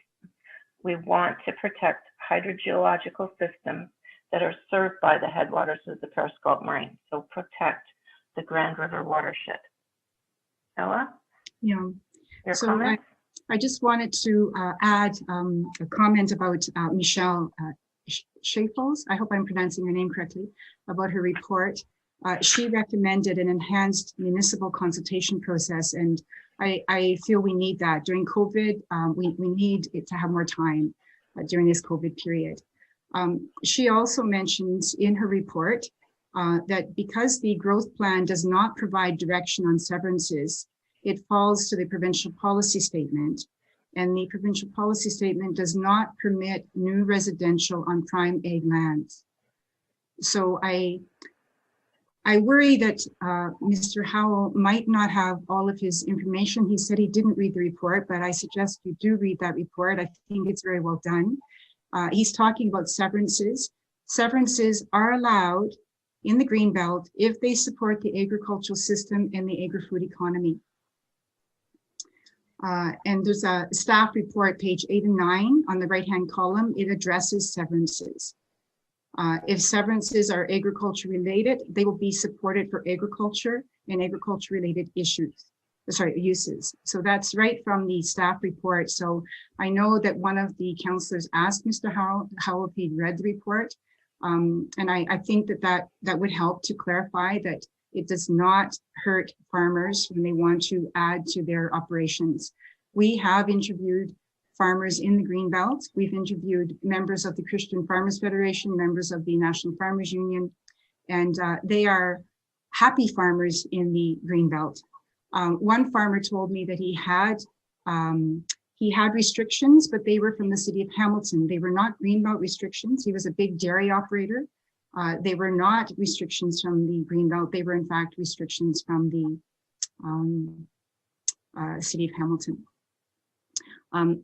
I spoke to Michelle. She's worked in Waterloo region where you have the protected countryside, which is very similar as far as protection like the Greenbelt. And she mentioned, that people, the Waterloo region feels, we attract good farmers because they know that we will protect them. And I guess I just wanted to leave in closing. My mom passed away March 8th. And I just wanted to read a bit from her obituary. She left a legacy of protecting farmland with a conservation easement that she placed on part of her land so that the land was protected and never developed. And here's a quote from the obituary. She and Jim transformed their farm, Haleyview Farms, into what would become one of the most modern farms in the county at the time. A final gift of Margaret's was to put a conservation easement on this small parcel on the edge of Highway 403, a gesture for future generations on the land that she so loved. So I guess I just wanted to close with that quote. We are land defenders. I come from a legacy of that, and we want the Greenbelt to grow in Brant County and to protect farmland. Thank you. Thank you. Thank you, Ella. Thank you, Joan. Are there any questions from council to either Ella or Joan? Councillor, how is your first, please? Thank you, Mr. Mayor. Through you to Ella specifically. First, Ella, I'm sorry to hear about your mom.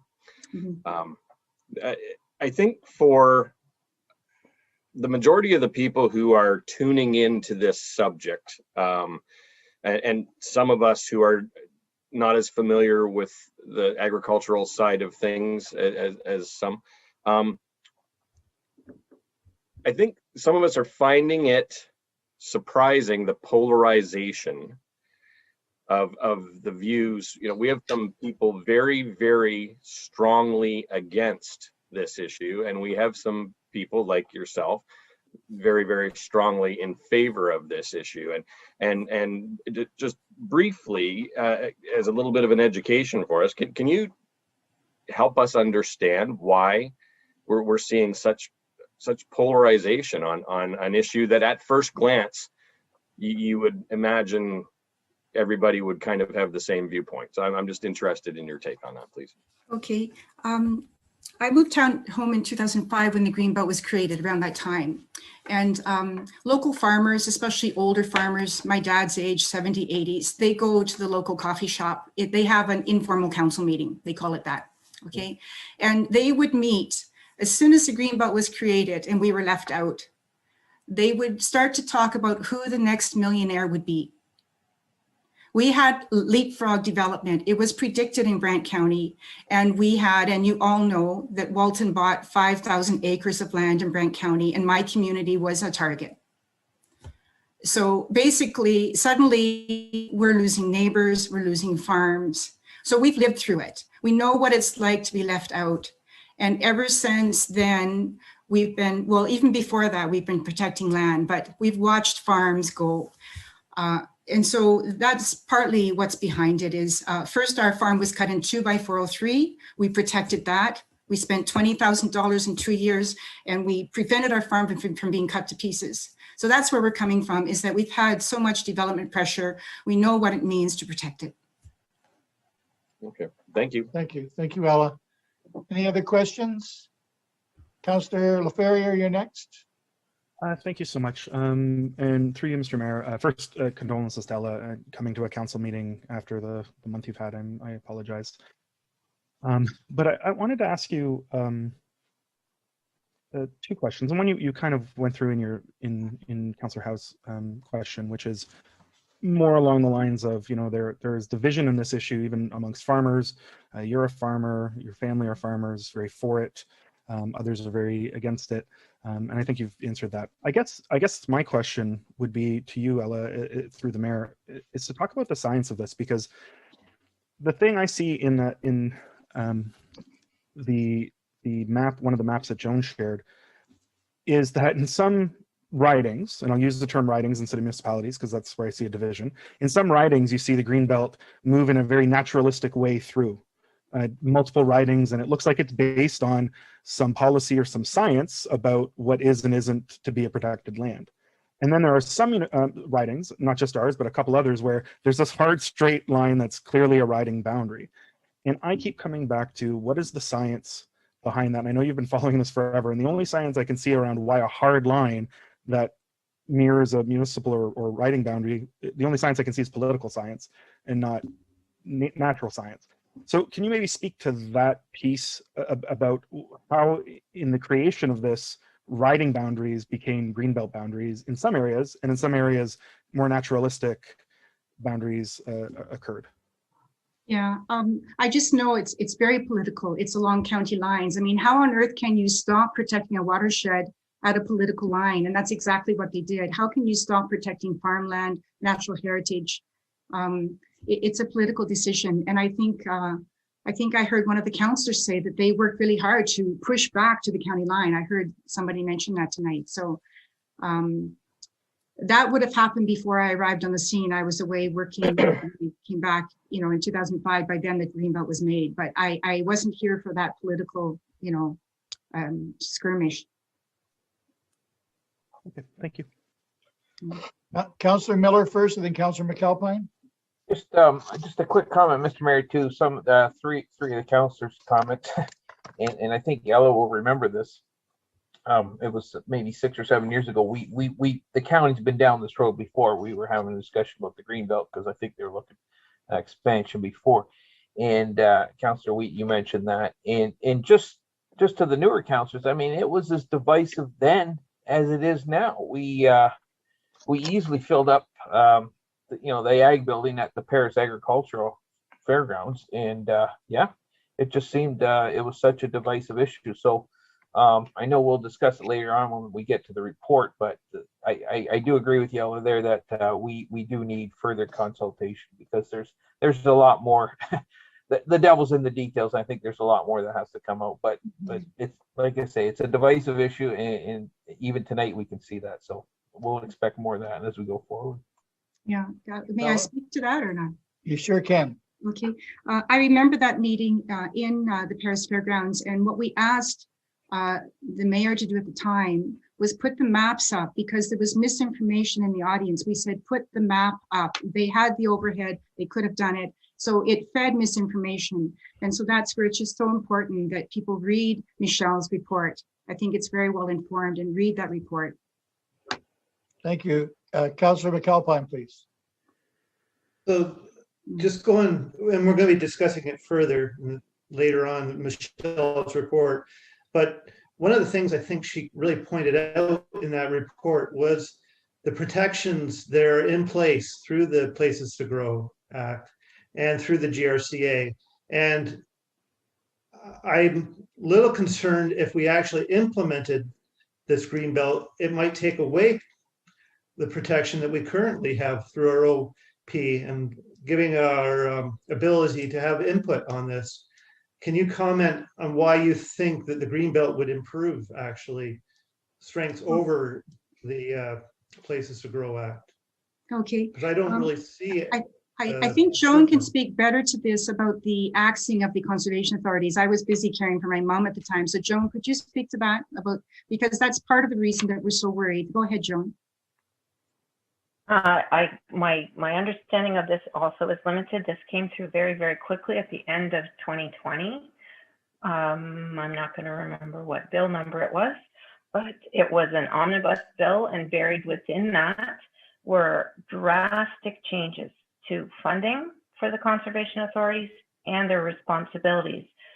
They are being limited, my understanding, I would welcome all of you to do some study on this, but they are being limited primarily to flood protection. Their role and responsibility for water protection is at risk. That is really, really important to know. And I believe there was a question about the official plan. Does it protect us? Was it John who asked about that? John McAlpine? Yeah, that's what I'm saying. And so we were just and that's my understanding. We were just in a call this morning with Teresa from SILA. And she was just saying, councils can change, they can change their official plans, but the Greenbelt just has more clout. It's more long lasting to protect. It's more, our farm would be protected. Mm-hmm. Thank you. Are there any other questions for Joan or for Ella? Seeing none, thank you, Ella. Oh, wait a minute, John Wheat. Councillor Wheat. Thank you, Mr. Mayor. Through you to Joan. What type of farming do you have, and how many acres do you have? I don't farm.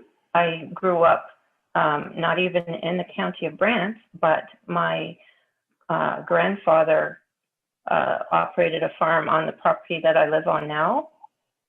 And I am living to see that farm that was initially sold off to the golf course and divided up into lots. It is right along the edge of the Grand River. I can see firsthand what is going on, and it certainly does not give me peace of mind. So that is my perspective. I know what happens when farms get broken up and sold off. So in other words, the answer to my question is you are not actively farming. Thank you. I am not actively farming, but I am on a approximately 4-acre lot right on the Grand River. Councillor That Wheat. formerly was farmland. Councillor Wheat, I just want to say that it doesn't disqualify Joan for having an interest in this situation and this. I don't think that was a very fair question to ask her what she owned. I think the interest is here. That's why she's here tonight. And I found that very off-colored. So my apology, Joan, for that. I don't think that you needed to hear that. Ella, do you have anything else to Yeah, add? Joan comes from a multi-generational farming family, the Telfers. That's her name, Joan Telfer Fox. So you all know the Telfer name. You know the Telfers. And I just wanted to maybe say that I think often too, the last crop is houses, and that's pretty sad because I think that's a big pressure on farmers. Farming is tough sometimes, and we don't want the last crop to be houses. Thank you, Ella. Are there any other questions? Councillor Gatward and then Councillor Chambers, please. Thank you, Mr. Mayor. I can just say as a board member of the GRCA that in the, as it was referred to, omnibus bill, it might be 229 if my memory serves me correctly, and it was section 6 where the province decided to strip away a lot of the powers the GRCA has in protecting the environment.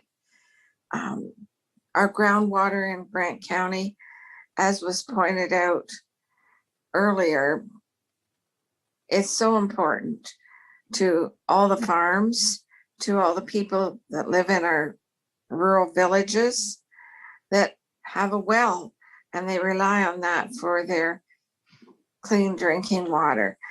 And Joan mentioned that she thought that our primary function now was to do flood control, and that's exactly what the province has asked us to concentrate on. And certainly that's important too, but protecting our groundwater for the rest of the rural areas such as Brant is so important. We have 5 water systems that rely on groundwater and supply so much water to our residents. We don't get our water from Lake Ontario or Lake Erie. I know there's municipalities north of Brant. There's a committee that we're looking at bringing water from Lake Erie, and the province even reserved the LNN railway bed for a water line to come up from Lake Erie.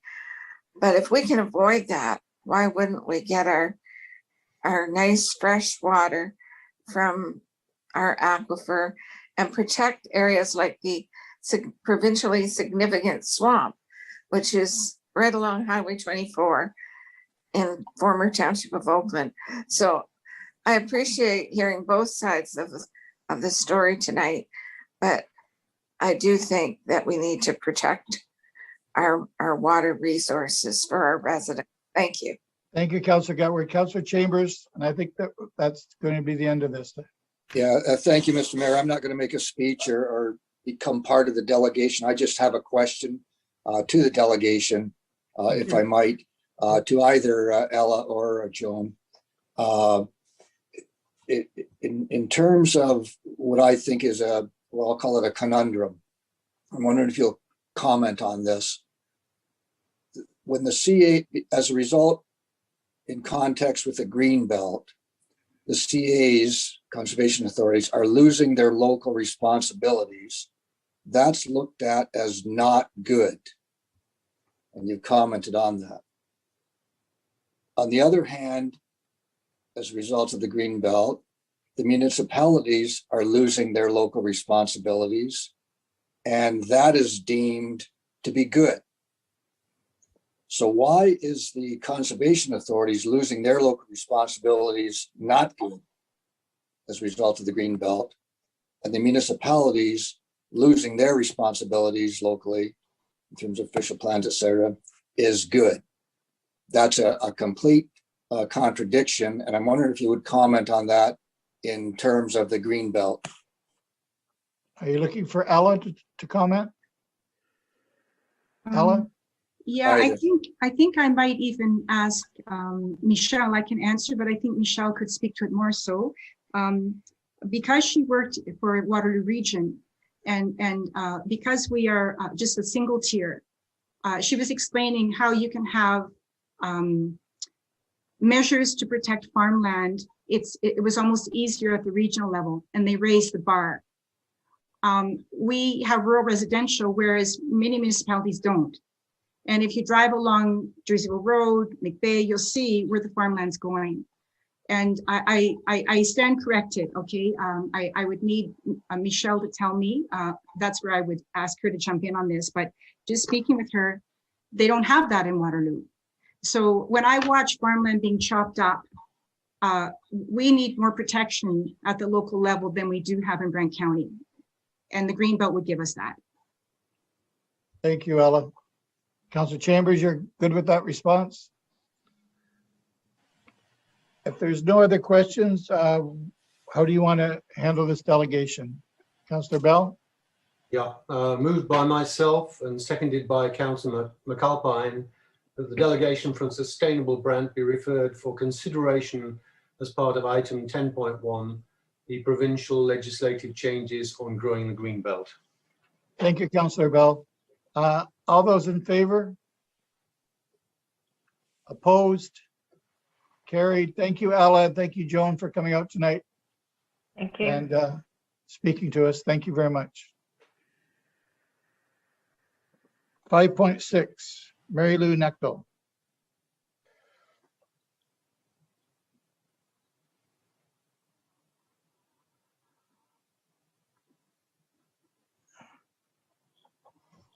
Just have to unmute yourself and we're ready for you. So am I up? You're up. Okay. Okay, I want to thank Mayor Bailey and the councillors of my county for allowing me to speak. I am sure that you are feeling a little bit overwhelmed by the documents being presented as part of the consultation on growing the green belt. I've been a part of a network which includes the Wellington Water Watchers, Friends of Pitlock, Rare Land Trust in Waterloo, Protecto Moraine, Ontario Farmland Trust, National Farmers Union in Waterloo, Halton, Get Concerned, Rockwood, and locally Sustainable Brant. It is inspiring to read and be educated about what is happening in other areas where we all have the opportunity to grow the green belt. And the emails are flying left, right, and center. There's a lot of information which is being forwarded.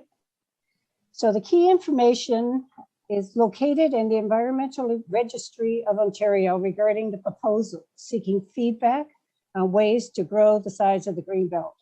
And in your packages, that's just one of the documents you'll see. And if you look at it, it basically gives you an outline as to growing the green belt. As a member of a local land trust, we have highlighted areas along the Grand as part of our focus. Many of these properties located in the areas are environmentally sensitive due to their location.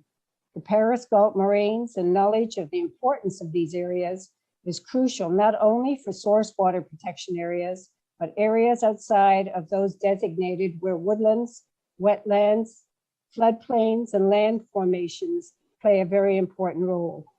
Both the County of Brant and the City of Brantford are well equipped with documents over all these years to back up decisions which would allow greater protection for these lands. It was not until a peer review on a property on Hardy Road that the data spoke of the uniqueness and complexity of the area.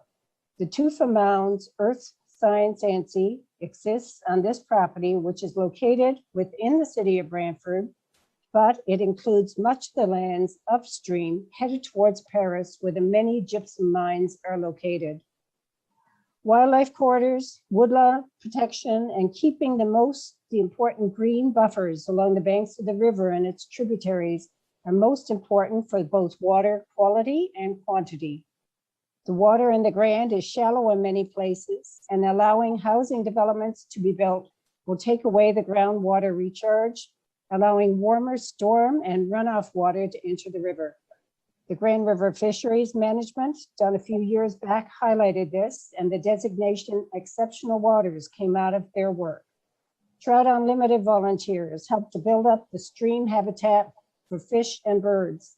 And we can thank a lot of these groups for their outreach. So also included, I guess this week, the GRCA is having their meeting. They have a very lengthy 101-page report, which I wouldn't suggest any of us look at right now because we'd be asleep. However, it included in their report a document which states the knowledge for the Waterloo and Paris Galt moraines. The province has laid out the following principles for Greenbelt expansion. 1, it will consider removal requests or land exchanges. 2, it will not change existing Greenbelt policies. 3, lands to be considered for expansion must support the objectives, vision, and goals of the Greenbelt Plan, follow the amendment process laid out by the Greenbelt Act of 2005, and connect physically or functionally to a current greenbelt. Consider impacts on existing provincial priorities in the PPS and growth plan for the greater Horseshoe area. So the general rolling topography of moraines provides the ability to direct water on the landscape into the ground. This can attenuate the amount of water on the landscape and reduce potential for flooding. Aquifers underlying the moraines are receptors for a portion of the infiltrated surface water, and in turn provide water for municipal and private drinking water supplies and base flow to cold water streams, which often support sensitive species and vegetation. So as a county resident, 6 months out of the year, I run out of water, and I have my beloved cistern to help feed me water. So I'm just one of many, but I live on the high banks on the Oxbow. So also in the report that was provided by Michelle, she gave a comparison sheet for the Greenbelt Plan and the Growth Plan. So this comparison sheet helps to understand what updates and revisions should or can be made to the County of Brant new official plan. As you know, our land trust has spent a lot of time to complete all the steps necessary to acquire donations of significant environmental properties in the county and the city of Brantford.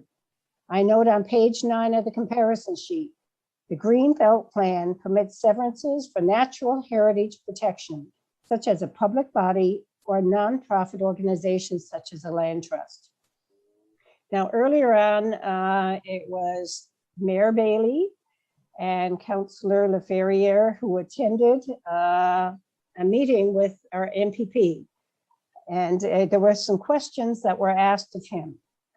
So what are the Greenbelt permit severances for natural heritage protection, such as a public body or such as a land trust? Your thoughts on the initial focus area of the study area of the Paris Galt moraine.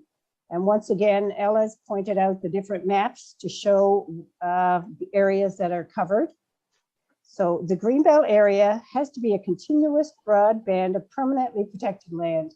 The connection would support strong functional connections through the Greenbelt's natural heritage, water resource, or agricultural systems to not create unconnected islands of Greenbelt land. His second question, what are the considerations in moving from a study area to a more defined boundary of the Paris Galt moraine? This is important at this stage of the county visioning for the future. With the ongoing pressure from developers and consultants outside our municipal boundary, we must think of greater protection for our water resources.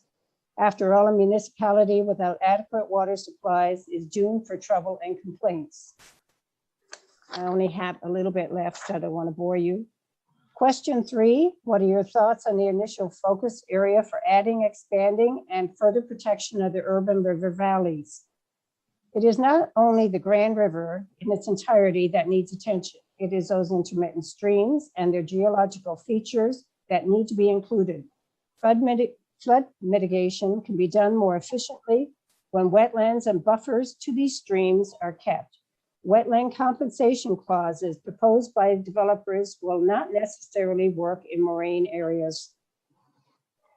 So how should we balance or prioritize any potential greenbelt expansion with the other provincial priorities mentioned above? The county staff have done a good job with their report. More will be added as the official plan gets revised, and this is stated. So it's important to look at the comparison sheet in your package, but don't do it tonight. You're going to be too tired. So in closing, I got involved with the tree conservation bylaw back in 1999, and Councillor Chambers was on the Township Council back in that day. At that time, the bylaw did not identify specific woodlots that should be protected. Of course, this would not be accepted by the property owner to have designation like this on his property. Now, step forward 20 years plus, and there are woodlot owners who have their prized woodlot with their pride taken over to create this wonderful living legacy, who now want to try to look at them and a means of protection. So people like Chuck Beach, the Tree Coalition, deserve a thank you for enlightening our community about the importance of trees. And from what I've been reading, all the many documents, it talks about water and the protection of water, not just the source water protection, because it needs to have boundaries which go beyond the source water protection so that we have those buffers so municipalities can expand, and then we have the cooling of the water before it even gets to the wellhead areas. So that's it for me. Thank you. Well, thank you very much. That was a lot of information. We don't have to take night school classes now on water. Are there any questions to the delegation? Seeing none, thank you for your time. What do you want to do with the delegation? Councillor Coleman, please. Thank you, Mr. Mayor. Moved by myself and second by Councillor Pierce, the delegation from the Brant Land Trust be referred for consideration as part of my item 10-1. Thank you. Thank you. All those in favor? Opposed? Carried. Thank you very much, Mary Lou, for coming out and speaking to us. We're very lucky to have people like you that are so interested in the county to keep us on track and keep us informed. So thank you and stay safe. Yeah, we need to have the county growing crops and taking care of their water. Thank you. Thank you. Next number on the agenda is number 6, the adoption of the minutes from the previous meeting. Councillor Weech, you have that? Yes, I do. It's moved by myself and seconded by Councillor LaFerriere that the minutes of February 23rd and the minutes of March 16th be accepted and approved. Is there all those in favor of accepting the minutes as they're, yeah. Okay. Is there any business arising from the minutes? Seeing none, we'll move on to number 8, please. Consent items. Consent items to be approved. Councillor McAlpine.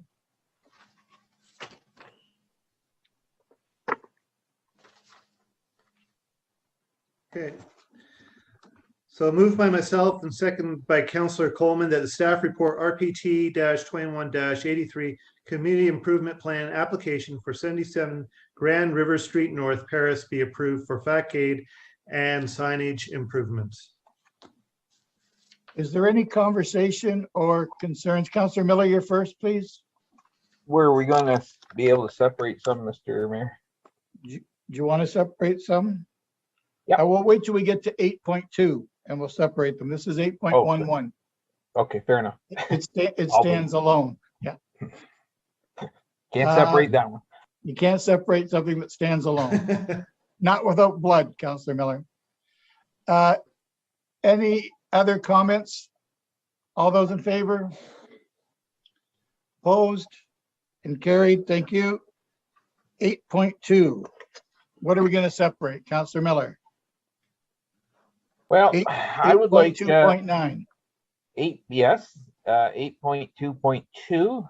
That's Yep. the COVID provincial funding. 8.2.4 Home Builders Association letter. 8.2.5 letter from Grand River Capital. Okay, so we've got 8.2.1, 3, 6, 7, 8, 10, 11, 12, 13, and 14. Anything else to be separated? Seeing none, call the vote on everything I just mentioned. All those in favor? Opposed and carried. And we're going to come back to 8.2.2, Councillor Miller. Okay, 8.2.2 it's a letter from the province, talks about COVID provincial money. I'm just wondering, is this new monies or was this accounted for in the budget? How will it impact our bottom line is what I'm wondering. Okay, I believe it is new money, but I will refer it to who's here. Heather? Heather, there. Hello. Mayor, yes, this is new money. This isn't money that was included or we knew about at the time of the budget.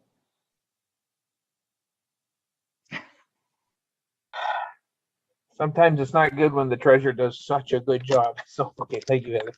Right. Fair enough. Thank if I you. could go to 8.2.4. Yep. Okay, that's the letter from the Home Builders Association asking that they could be consulted, I guess. As it stands now, we have two recommendations in the planning report. One of them which talks about further consultation with the community groups and whatnot. Obviously included that is the Home Builders Association. I also talked to Jennifer Boyer earlier today. She is meeting with the development community. They have I think a meeting tomorrow, and she's also meeting with the Home Builders Association next month. So in answer to their letter, they are being consulted. So I just wanted to bring that up. Yeah. Jennifer's here with us today. Did you want to speak to that, Jennifer, or is that enough information? Through you, Mr. Mayor, to Councillor Miller. Yes, we had a email chat today. I think that covers it off. So thank you, Councillor Miller. Thank you. Councillor Miller, you want to go down to 8.2.5? Oh, Councillor Gatward first, please. Sorry. Thank you, Mr. Mayor. Yeah, I had 8.2.4 marked as well, and I wanted to refer it to the Planning and Development Committee item 2 for more discussion. However, if Jennifer feels it's covered and the home builders will have consultation with respect to the official plan. I know it's hard to get everybody during COVID, but I'm pleased to hear that they're an important part of our community and provide a lot of jobs. Thank you. Yeah, I think it's been covered, Councillor Gatward. Thank you. 8.2.5. The letter from the caps. Yep. Yeah, that one I'd like to make a separate motion other than just to receive, but to actually refer that one to item 12 of the Administration and Operation Committee report. Okay, we'll vote on everything but that at the end. 8.2.9 then, Councillor Miller? Yeah, okay, and I'm using this as a bit of a springboard, and I hope that's okay, to ask for an update on the gypsy moth aerial spray program. Yeah. And they did talk about it nicely in the LPRCA minutes. And I asked our rep, Councillor Chambers, if the LPRCA is doing any spraying of lands in the county, and the answer was no, which speaks volumes about how bad the infestation is throughout the LPRCA, that they're not doing county lands, because we know it's pretty bad in certain parts of our county. I've asked our GRCA reps if the GRCA is doing any spraying in the county. They are. Pinehurst, and I believe at the Brant Conservation Area, they talked to Brant Conservation Area? Brant Conservation, but that trail, that park there, Brant Conservation Park. So they're doing some spraying there. But I'm just wondering if we could, Mr. Mayor, get an update, because it would be nice as a counselor to be able to tell people when they ask what's going on, when is it starting, and people are still wondering, can they get involved? And will there be any media releases, talking about how homeowners can take steps to prevent the infestations or help fight it? So, Thanks, Councilor Miller. Mr. Bradley, you're the gypsy moth guy. Thank you, Your Worship, and through you, I could just give a quick update on what we're up to in terms of gypsy moth. So we had a two-pronged approach that you'll recall that council approved. The first is that we would be treating county lands, and the second would be we would be supporting landowners to get activity going on their land. So in terms of the first one, we've issued and awarded an RFQ for an aerial treatment service for those county lands. It's about 700 acres. We've ordered the necessary signage that we're going to have to post on those lands, and we're undertaking any Transport Canada notices, which there are some notices for aerial treatment activities. We're in the process of finalizing notices that will go out to the neighboring landowners, which is another requirement of doing an aerial spray or a treatment. And we're doing some resurveying of those areas to determine whether the infestations, what the status of those infestations are, just on a kind of plot by plot basis, so we have updated data. In terms of supporting the landowners, I think our staff member that's working on that, I think, is doing a great job. She's in contact with a number of groups, and so I think there's lots of neighborhood groups organizing, and she's helping them organize. She's reaching out to other neighbors in these areas to help them get all connected. She's helping them with working to lock down their treatment contractors, helping them with the paperwork, helping them with the notices. We agreed today that we would use county resources to help them provide the notices that they're required under Transport Canada regulations, to provide the notifications to adjoining landowners to these areas that are going to be treated. And so generally just helping out where she can. And so far the feedback I've gotten has been quite positive from landowners that I've been talking to. So in terms of go forward, so the treatment for gypsy moth will happen mostly towards the end of May. That's when the gypsy moth caterpillar hatches, and that's when we try to treat it before it starts to do damage. So that's when a lot of this aerial treatment will happen. We did circulate, and we have prepared a brochure that can help landowners. It kind of walks you through the different things you can do with gypsy moth. We're not doing a full county circulation on that because it's not a county-wide problem. It's isolated to certain areas. But if you know that there's landowners or area of landowners that you think could benefit from that document, we'll certainly circulate it to those areas. It's available in our offices. We can get you, a bunch of handfuls of those if you want to distribute them to certain landowners. So there's lots we can do. And if councilors have got ideas on how we can get information or provide more information out to residents, we're certainly interested in that as well. So we don't have to discuss that in this environment, but certainly you're welcome to email me with any thoughts. Or again, if you've got residents that need help, please send them our way and we'll do what we can to help them. So it's my high level update, Mr. Mayor, and I'm happy to answer any questions on it. Thank you. Councilor Miller? Excellent. Thank you, Michael. Just one quick question. That brochure pamphlet you discussed, is that available, or when will that be available? The ones that you suggested maybe we can hand out to some land homeowners and such. Yeah, Mr. Mayor, it is available. It's available at our open offices. We can get you. I mean, it's just there's not. It's harder to get stuff to people these days, maybe than it used to be. So we can certainly, if any of you want, 20 or 30 of those, please let us know, and we can get you and get those in your hands. I think we ordered about 1,000 of them, so we've got a supply. If we need more, we'll order more. They're not hard to get ordered. Okay, I'll pick up 50. I thought it was a good document that staff did. So I'll pick 50 up at the Burford office. Thank you very much. Thanks, Councilor Miller. Councilor Gotward and then Councilor Wheat. Thank you, Mr. Mayor. Yeah, I'd like to report to Councilor Miller that we had over 100 acres in the eastern part of Ward 5 that will be sprayed. People have signed up, and they're trying to get everybody on Ranch Road, Jerseyville Road. There's the infestation out there is pretty serious. And I'd like to thank the staff. I did see the brochure and it's very well done. I had a copy in my Friday file, I think, a Friday or so ago. And I think I might pick up a few pamphlets. I haven't heard of any problems in my immediate area, but I appreciate staff assisting our residents with this. Thank you. Thank you, Councillor Gatward. Councillor Wheat, please. Yeah, through you to Councillor Miller. Those brochures are in our arenas too. When you step inside the arena door in Burford, you'll see a whole rack of different brochures, and that Gypsy Moth one is there. Okay, thank you. Just right inside the front door, David.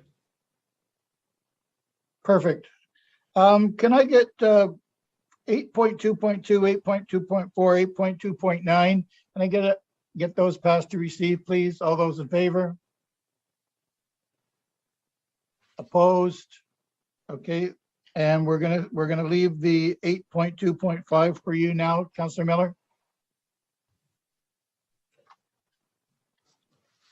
Yeah, and the motion is to refer it to the item 12 of the Administration Operations Committee report. And I need a seconder for that. Thank you. Seeking a seconder in Councillor LaFerriere.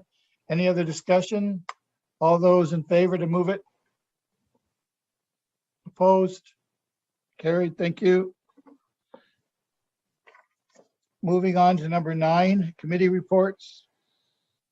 Planning and Development Committee report from March the 2nd. Councillor Miller. Yep, thank you. Moved by myself, second by Councillor Wheat, that the Planning and Development Committee report of March 2nd, 2021 be approved, noting that there are 2 recommendations, Mr. Mayor. Thank you. Are there any questions or concerns to the report? Seeing none, I'll call the vote to receive. All those in favor? Opposed? Carried. 9.2 on the agenda is the Administration and Operations Committee report of March the 16th. Councillor Pierce. Thank you, Mr. Mayor. Moved by myself and seconded by Councillor McAlpine that the Administration and Operations Committee report of March 16th be approved as written. Thank you. Are there any questions or concerns to the report? Councillor Miller? Yeah, Mr. Mayor, I'd like the one item removed for separate discussion. Okay. I think it's item 12. I gotta number dig number that 12. So. Okay. And Councillor Gatward? Thank you, Mr. Mayor. I would like item 13 separated for discussion. Okay, thank you. Are there any others that you want separated? Call the vote on everything but 12 and 13. All those in favor? Opposed? Carried. Councillor Miller, do you want to go back to 12? No, well, I do, but okay. Could we go to, would you mind if we could go to Councillor Gatwood first, because I'm still scrolling through my package at the moment. Councillor Gatward, are you prepared to discuss number 13? Yes, I am, Mr. Mayor. Number 13 states that we are directing staff to amend a vehicle for hire bylaw to replace the existing taxi bylaw. And I'm not in favor of that. I think that we need a separate taxi bylaw, as we do now, and a separate vehicle for hire for Uber and Lyft and anybody else that comes along. The regulations are different for each of those. And I don't think we should put the 2 in the same bylaw. That's why I would request, and I believe the solicitor said that we could separate them if that was council's wish.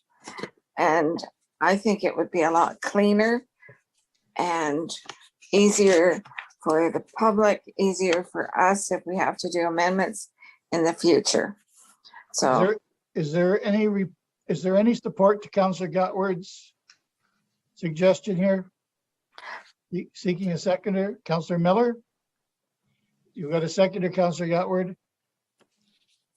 Thank What you. is your- Yeah, what and is it's your quite pro- simple for staff to do, I believe. All right. I have to call, Heather, do you want to speak to that? Yeah, just the motion on the floor right now is that item 13 be approved. So we need to vote on that before we make any other motions to change it. Okay. Councillor Gatward? So could I amend it, Heather? The recommendation? You can't amend it to be completely the opposite of what it says. Okay.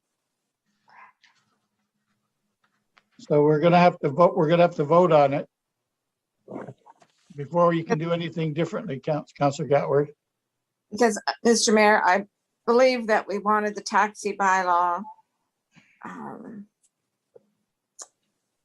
amended and changed because it's been in the works quite a long time. But I don't believe council ever passed anything to say that we would make a vehicle for hire bylaw.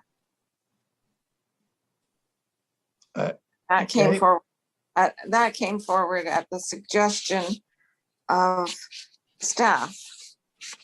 It's a recommendation by staff, yes. Yeah, and it's in this report. And you So I get, you don't like it. No. I mean, Well, I'm not saying I don't like everything about the report. I think we can receive RPT 21. Mr. Mayor, call a vote on the report and we can either defeat it or approve it. thanks you, Councillor Coleman. I think that probably is the best. Councillor Gatward. 21, Mr. Mayor, 21-71 is, they want us to receive it as information. We can certainly do that. The first part, we can approve that, but the second part is what I'm opposed to. So perhaps we could vote on the two different paragraphs in number 13 separately. Point of order. Councillor Ferrier. Thank you. I believe we have a motion on the floor we have to vote on, but I believe Councillor Gatward could do what she's proposing to do by having a notice of motion. It sounds like a very different motion for another committee or meeting. I mean, we're just receiving. So are we able to call the vote and have the vote that's on the floor currently or no? We can. We can. Councillor Miller, do you want to leave your 13 for after this discussion on another meeting, or do you want to discuss yours now too? Oh, no, mine's item 12, Mr. Mayor. Oh, yours is item 12. Okay, I'm going to call the vote to receive. All those in favor? Opposed? Councillor Gatward, you're opposed? And it moved. It was more than to receive. It was to create a vehicle for hire bylaw. And the vote went through, Councillor Gatward. Yes, it did. So we'll have to, I don't think you had a lot of support there. I think we just, Councillor Miller supported you to get it on the floor, but it didn't go anywhere, Councillor Gatward.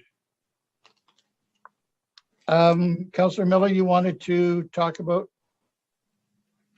Yes, I did. And what I would like to do, Mr. Mayor, and I'll seek a seconder, obviously, would be that we amend the scheduled fare increases to reflect the ones as requested by Grand River Cab as per their letter under item 8.2.5. And if we get a seconder, I'll speak to why that is. It explains in the letter, but maybe not as clear as it could. All right, seeking a seconder for Councillor Miller. Councillor Bell is the seconder, and you can speak to it now, Councillor Miller. We have staff here to comment too. Okay. Obviously the Grand River Cab guys tend to know the taxi business a little bit better than we do. And the fares that he's talking about, they're a little bit more than what staff has recommended. But what I think what Grand River Cab is going for is the fact that the fare increases that they're looking at tend to be loose change has to be given in a lot of those cases. And if they add on the HST on top of that, some of them come out to some, some fairly strange numbers like $3.97 or whatnot. So what they were looking for was to make everything just even numbers. They say it's dangerous, especially late at night, when there's an amount on the meter, and then they got to charge HST on top of that. And then if it gets into, like I say, an amount that needs, exact change and whatnot, it gets a little bit frustrating. So what they're proposing is to make the amounts smooth out with the HST to come out to even amounts. Thank you, Councillor Miller. Councillor Ferrier, you have a comment?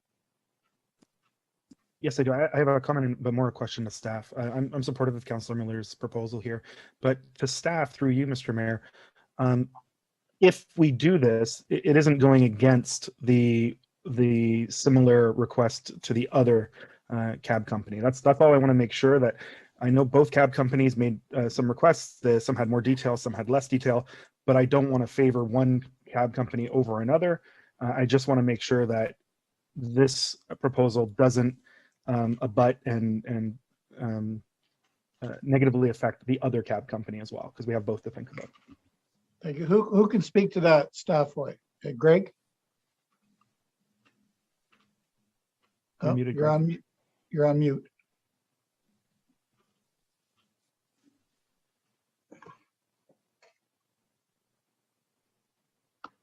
You're still on. There you go.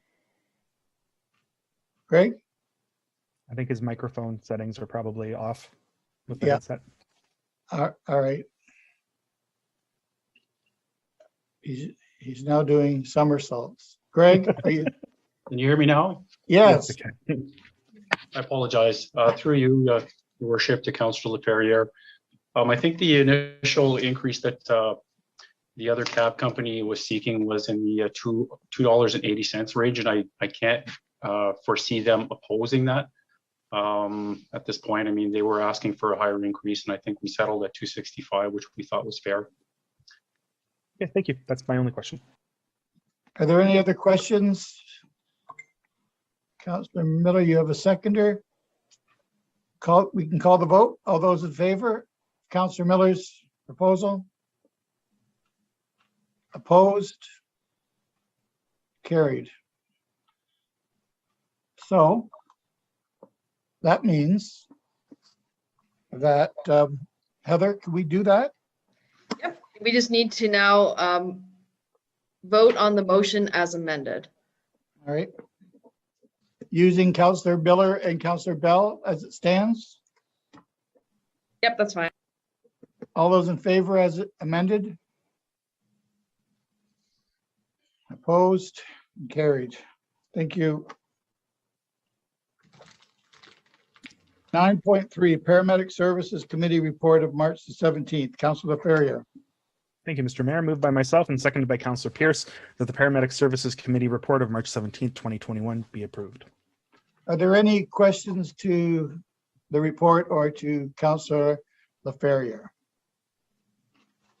Seeing none, call the, Councillor Gatward. Thank you, Mr. Mayor. I'm pleased to see this change. It's more reasonable than the June date. And so will the agreement be coming forward with the amendments, or does this motion through you to the clerk cover amending the agreement? And I'm sure the city's going to agree because they've asked for it. So we don't have to actually bring the agreement back, do we?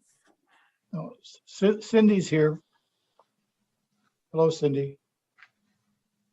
Good evening. Through you, Your Worship. The recommendation was it was twofold.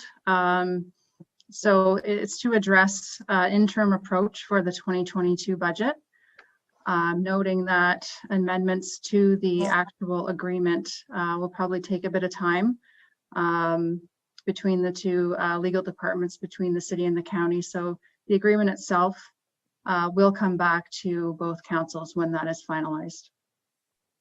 Thank you. Any other questions for Mark or for Cindy? Seeing none, call the motion to receive the report. All those in favor? Opposed and carried. Thank you. 9.4, the Grants Committee report of March the 17th. Councillor Bell. Moved by myself and seconded by Councillor Leferrier that the Grants Committee report of March 17, 2021 be approved. Any concerns or comments? Councillor Pierce. Thank you, Mr. Mayor, through you. Just to confirm, I'm just double checking on the addendum here, but on the original agenda that was put through, the third one states that applications awarded an average score below 5 would be awarded 50%. It's below 5.5. Sorry. I'm just, as I say, I'm just winding through the addendum here to see if it was updated in the addendum, but as long as it's through as the third one is below 5.5 to be 50%. Thank you. We'll correct that. And thank you for your genius for getting through the grants, Councillor Pierce. All those in favor to receive the report? Opposed? Carried. Number 10 is staff reports. The provincial legislation changes for the growth of the Greenbelt. Councillor Chambers. Yes, it's moved by myself and seconded by someone, Councillor Bell. Yeah. That the staff report be approved and the report and comments be forwarded to the province accordingly. Councillor Leferrier, please. Finally, John Bell's a somebody. But in a question, I guess I have, would it make sense to add farmers and farming groups specifically to the wording of this? And could that be a friendly amendment, or the stakeholder group suffice? I guess through you, maybe to the mover, or. Yep, Councillor Chambers. Yeah, Councillor Chambers is good with that. Okay, and I think it's interesting. Like, am I able to make a comment? Yep.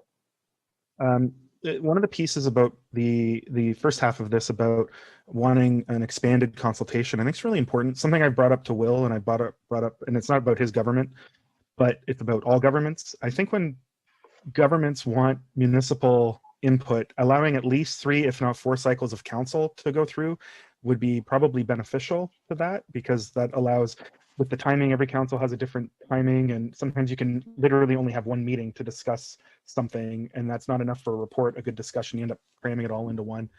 I do think it's a pretty balanced report. I've chatted with folks from a bunch of different communities who, how do I put this? Nobody thinks it's perfect, which to me is always a good sign. That there are folks on both sides of the issue that say, you know, this is good, it's balanced, and that's good. I just want to highlight the limiting of the settlement boundaries. And it sounds to me like the idea is that, you know, staff will participate, and when they participate, they'll provide a pretty balanced perspective of the concerns and the hopes of the community as they hear it, but also of the municipality. And it does also sound like whatever the decision that's made is not being made by us, but that we can react either way with our OP because of the nature of our OP being at the stage it is. And I think that's a benefit Brant has over some other communities right now with this coming up so suddenly. So just a couple of comments and that one piece about a friendly amendment. Thank you, Councillor Chambers, and then Councillor Gotward.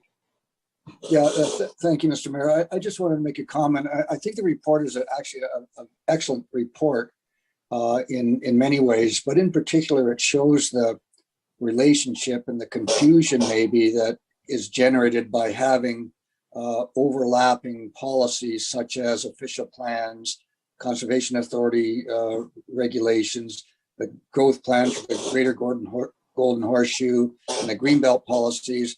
It can be very, very confusing, and there's a lot of overlap and possibilities to become confused. And I think the report attempts to clarify the relationship of each. And I think part of the one of the main things that people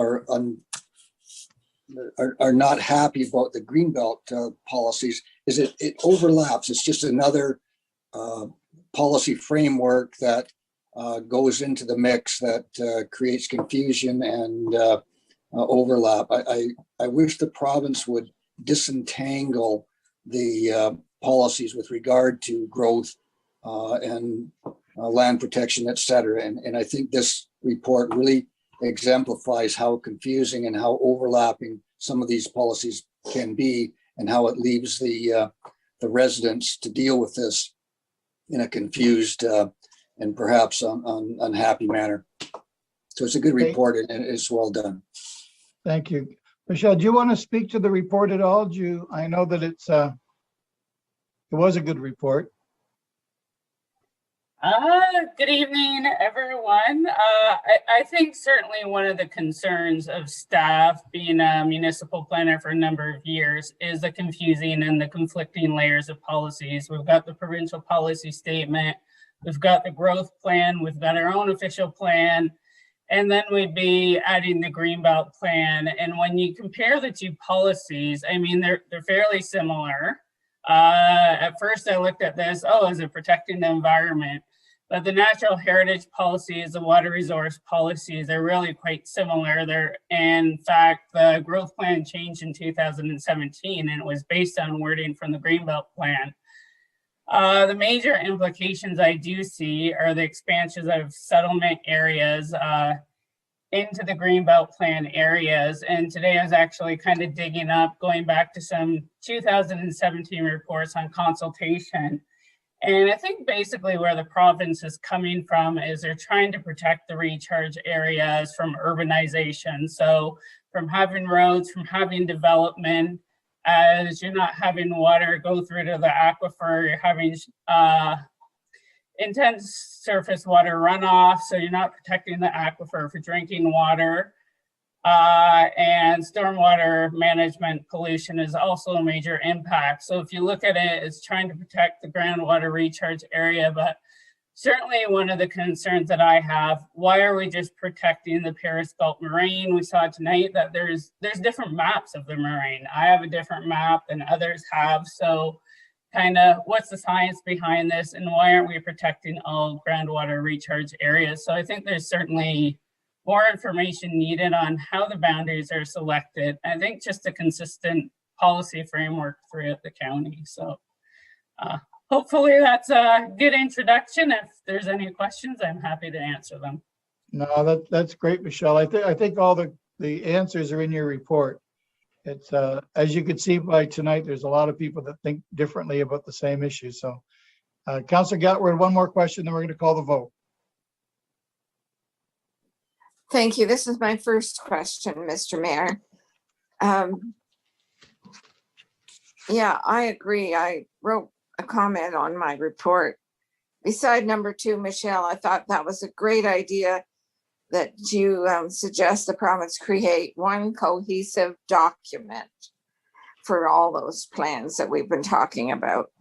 And if they could do that, it would make everyone's job a lot easier, I'm sure. On my question relates to page 200, and I had it, and okay, here we are, page 200.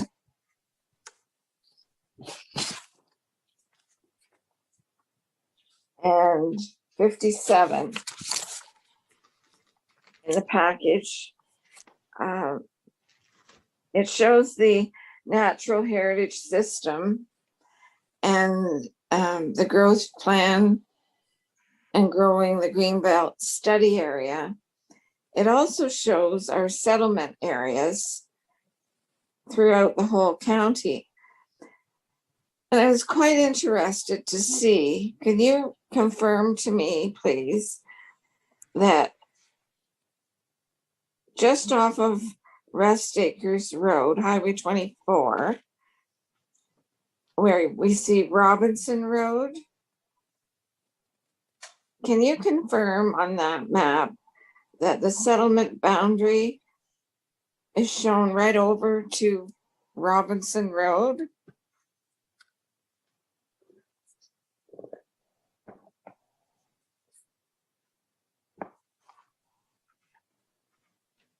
Michelle? Because that's what it's showing. And I didn't know the settlement boundary went right over to Robinson Road. Through you, Mr. Mayor, to Councillor Gatward, I've taken the settlement areas from the official plan. So they're from our canoe layers. So they are what's in our official plan. Okay. Jennifer, do you have anything to add to that?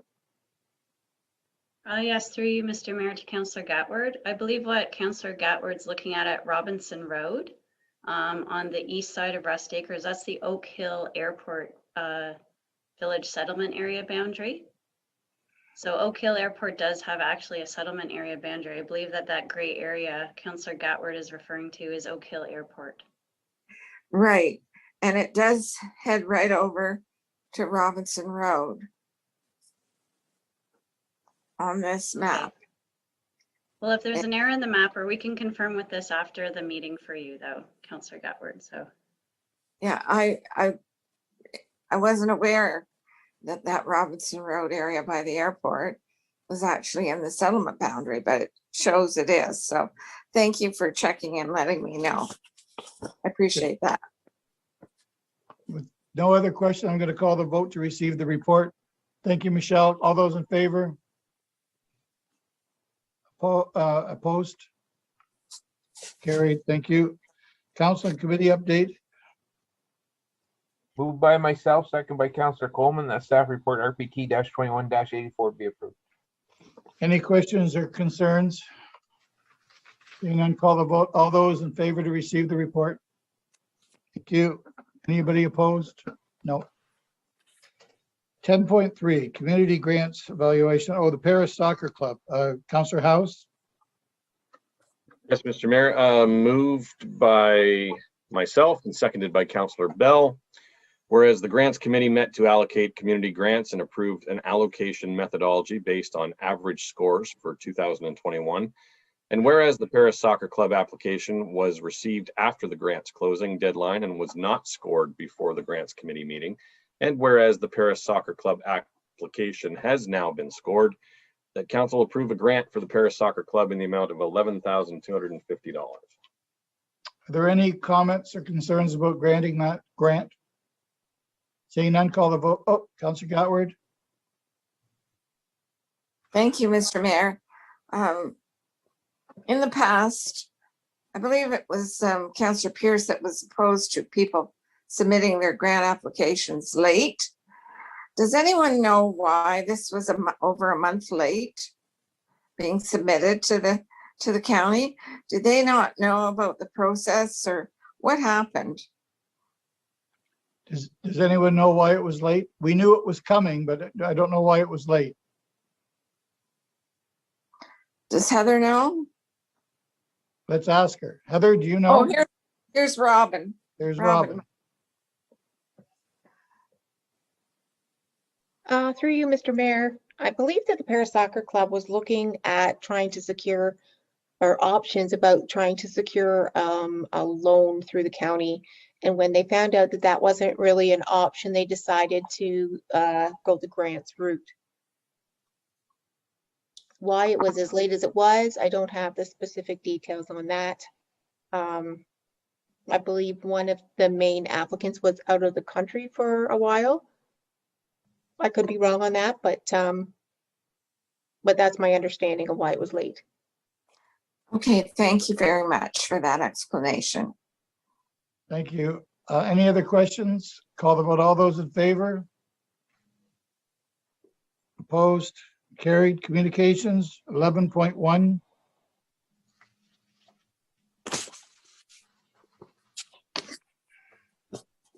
Just a memo from the Police Services Board.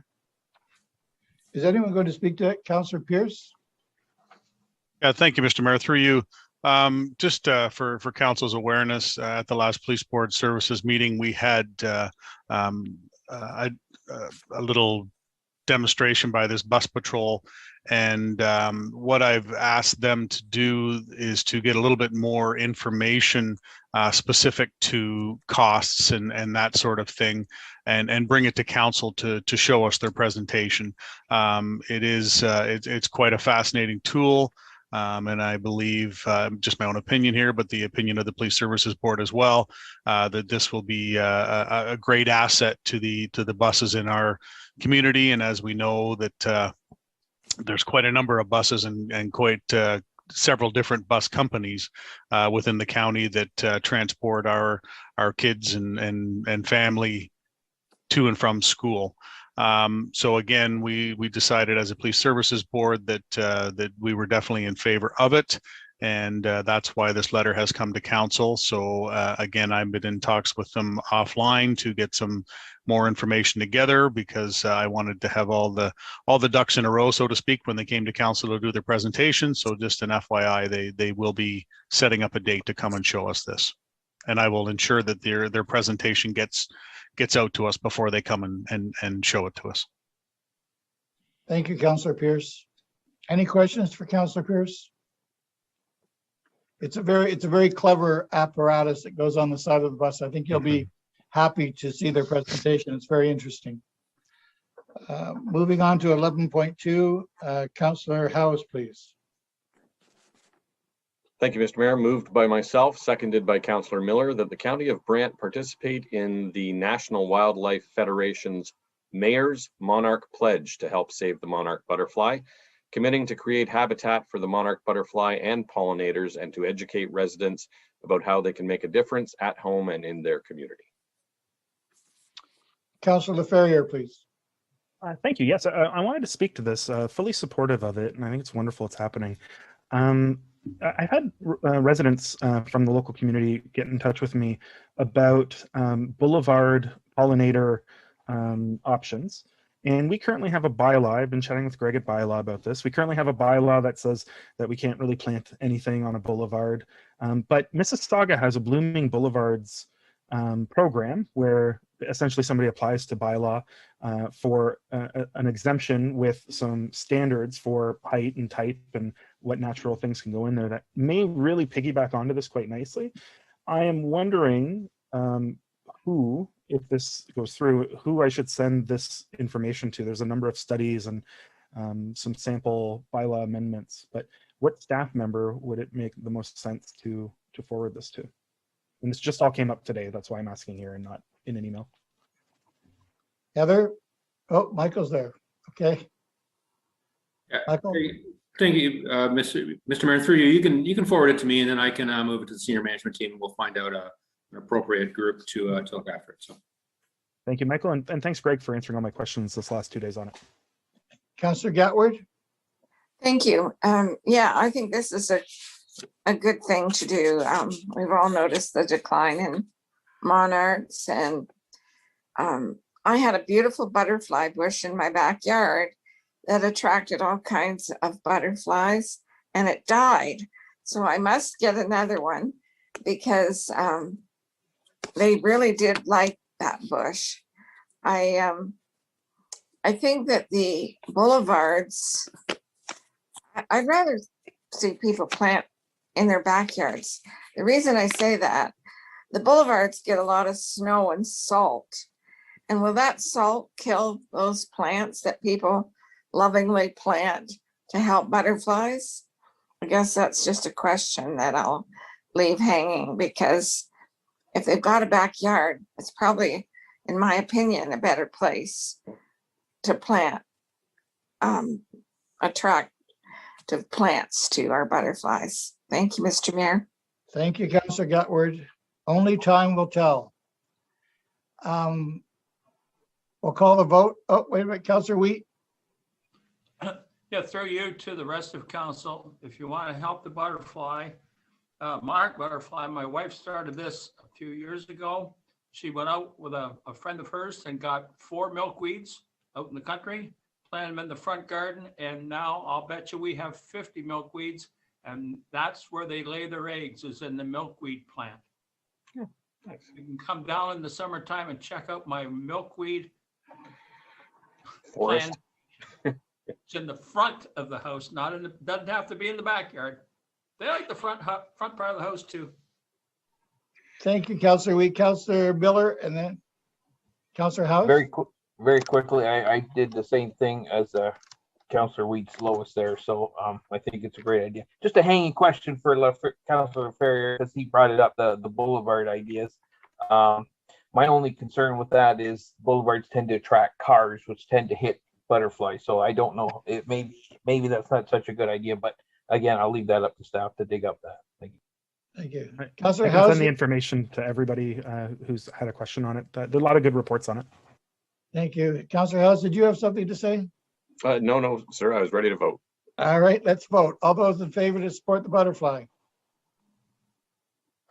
Is there any anti-butterfly councillors on? There we go. It's fast. Thank you. 11.3. Now, this is the Pride activities brought up by Nathan. We don't have, does anyone want to make the motion? Councillor Bell, need a seconder. Councillor Ferrier, any comments or concerns about the activities that are planned for Pride? Seeing none. Oh. I do think that Councillor Bell wants to also move on the painting piece as well here, which isn't directly in the motion. But we've been chatting about this based on the BIA unanimously supporting a desire to have one of the crossovers be painted in Pride colors, and Nathan's letter also saying he'd like to see the same, and the Pride Committee wanted to see that happen. So I just want to make sure that's on the record, but it's Councillor Bell moving it. Yeah, I would like to move that, and I think it has a twofold benefit. I mean, one, our support to Pride Week, Pride Month, also has the support of a wide community downtown. But I think we've had so much feedback about the lack of visibility of our crosswalks. This will light up that crosswalk in the centre of town. So I hope that we can all get behind this. Any other concerns or comments? Seeing none, call the vote. All those in favor? Opposed? And carried. Thank you. 11.4 Grand River Cab follow-up correspondence regarding the taxi licensing requests.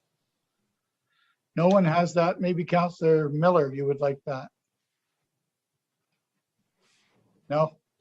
Well, I would just move to receive at this point because I haven't had a chance to really read it and digest it.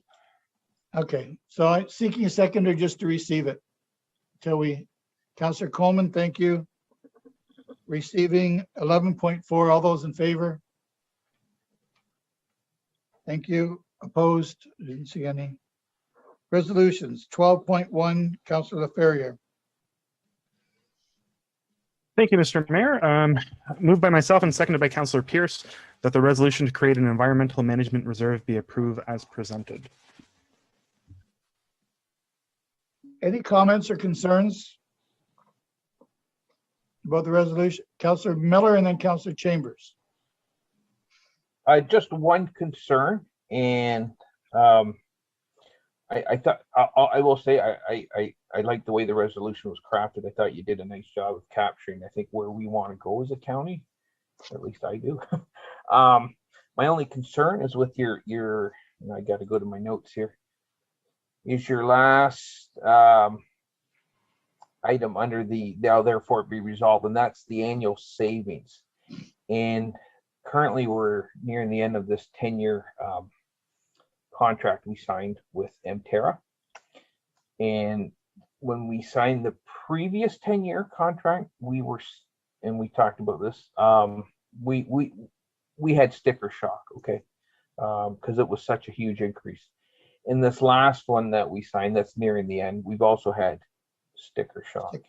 And we know that when this one first started, we had all kinds of complaints, and it turns out they were having some issues with staff. So they did raise the wages. This is after they've signed the 10-year contract. We know other costs are going up.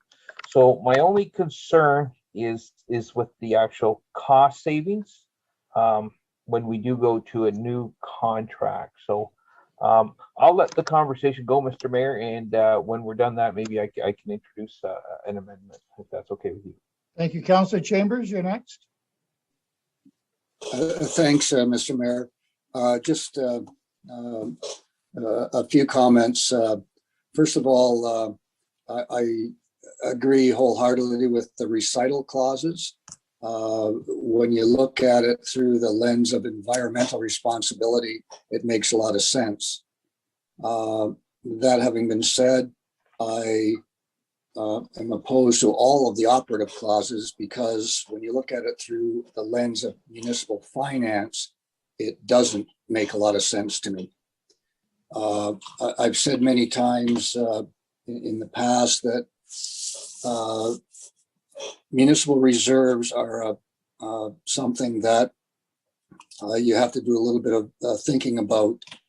And I've always said that the best municipal reserve is in the taxpayers or in the pockets of the taxpayers. It's nice to have reserves for certain purposes, but in this case, when I look at what's proposed with the reserve, if someone asked me the question, why are you taking my money out of my pocket and putting it in a pile in your pocket without really telling me what precisely you're going to do with it? We have an obligation to the taxpayers of the municipality to spend what we are spending their money on. And in this case, we can generally say that the reserve is for environmental purposes, but what exactly is that? It's not known. Moving on to one of the other operative clauses, setting up which is essentially a grant system with environmental aspects to it, is setting up another bureaucratic situation where all I have to do is point to the years past with regard to the grant process that we've been dealing with, and it can be very confusing and confusing. So I don't agree with setting up a grant program for environmental processes in and of itself, because that can be done with the grant system that we have now without having a reserve to tap into that's taking money out of the taxpayers' pockets for projects that they don't even know what it's going to.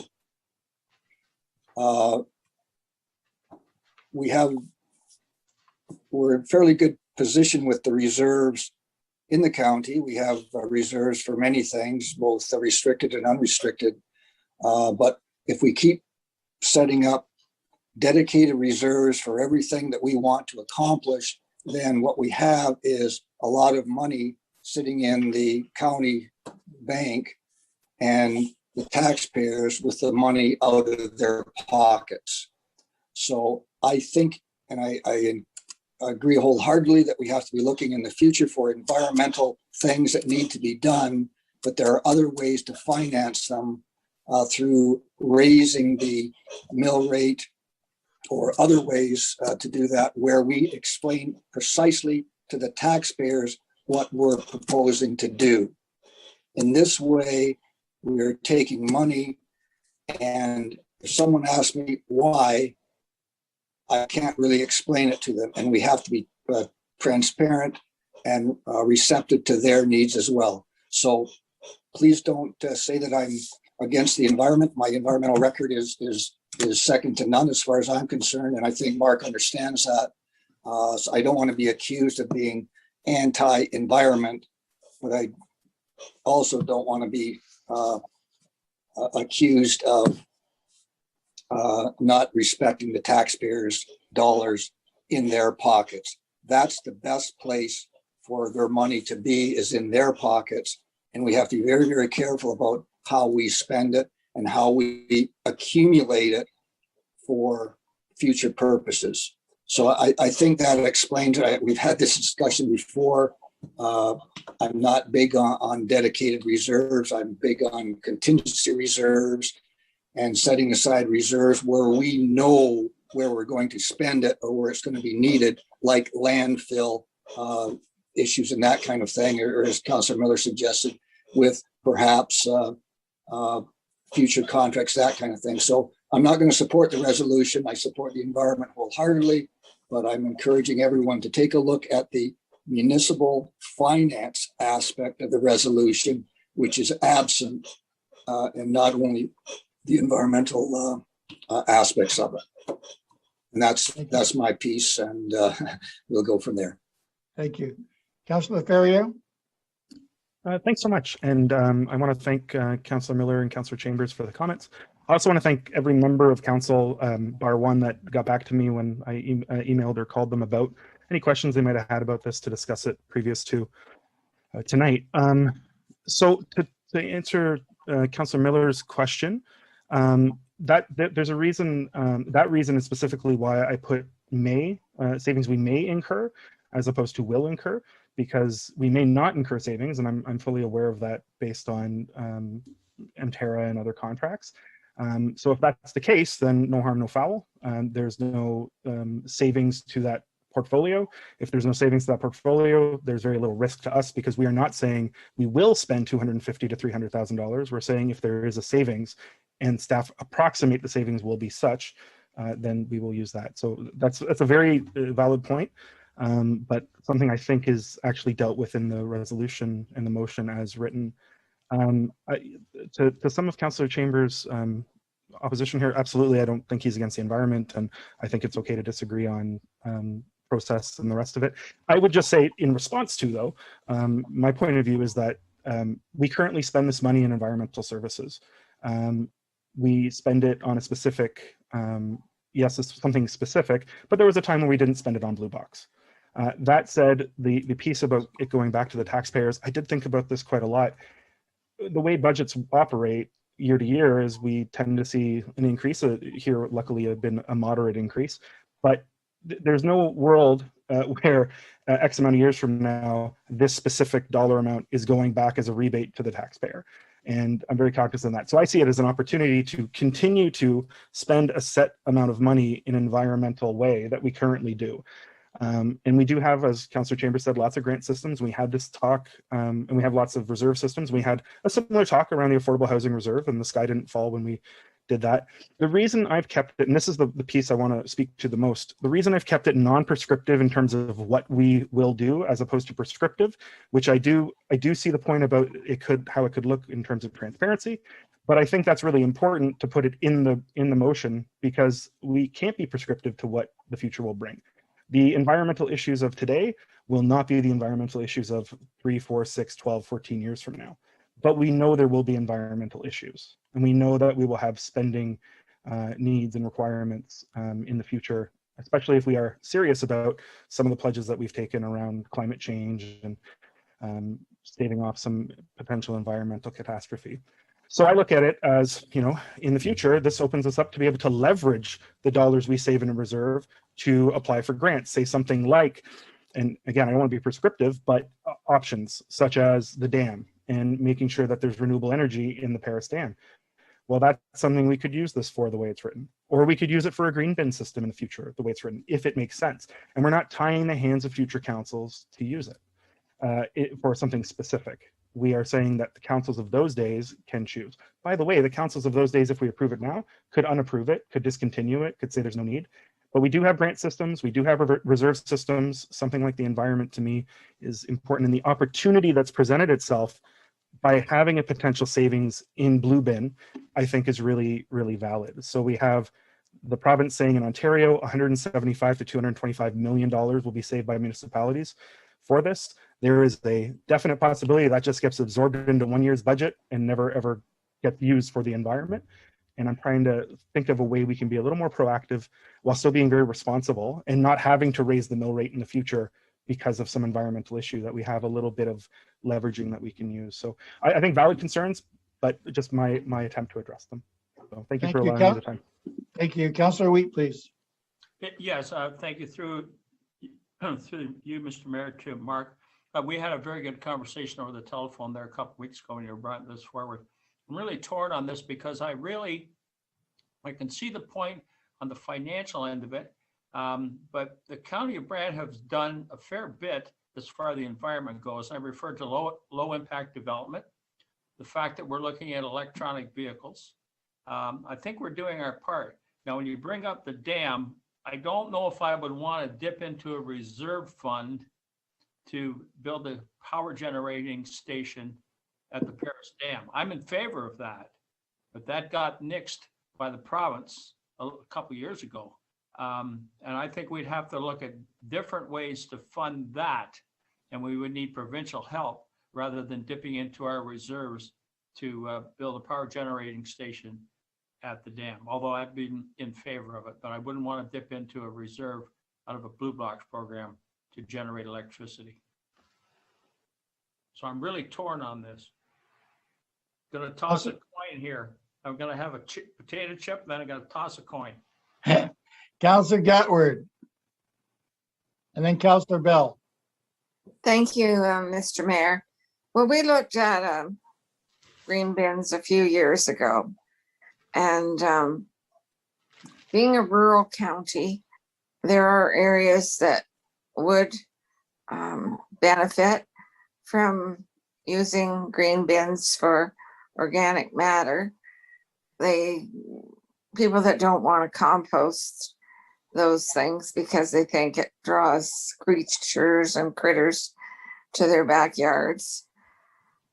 But that was a very expensive program to run. And when it was costed out, we did not support it in the budget because it was only going to be used probably by a portion of our residents. The farms on the county have been composting for decades. That's just a thing farm people do. And a lot of rural areas and villages and so on also have enough space on their yard to compost. And so the green bins, I don't know that there would be savings because that's going to drive our collection contract up even higher if we get green bins. It was very expensive. We priced it out because I think they needed a separate vehicle for that. Anyway, those are my comments. And I too think we really need to, as a county, think about the future and climate change because we all have to do our part. And that brings me to, which I forgot to put under other business, an item, and maybe I can bring that up.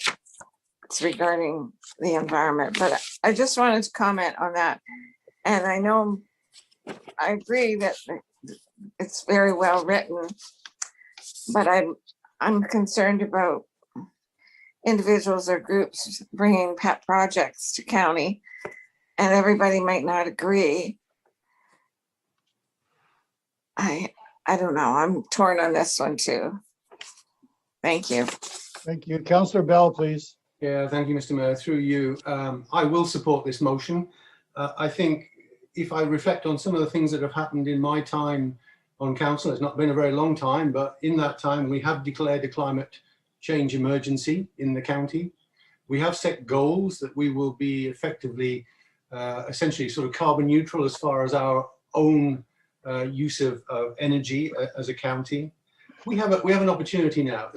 Not every day does one program disappear and with it present an opportunity to either give the money back to the residents, as Councillor Chambers points out, which is clearly a possibility, or to use it for good and to use it for leadership in an area where leadership is definitely needed. We spent the first 2 hours of this meeting talking about things which are really essentially climate, environment related. It's a passion in our county. I think we as a leadership team, effectively of the county, we should take this opportunity. And I can think of lots of examples, but I don't want to go there.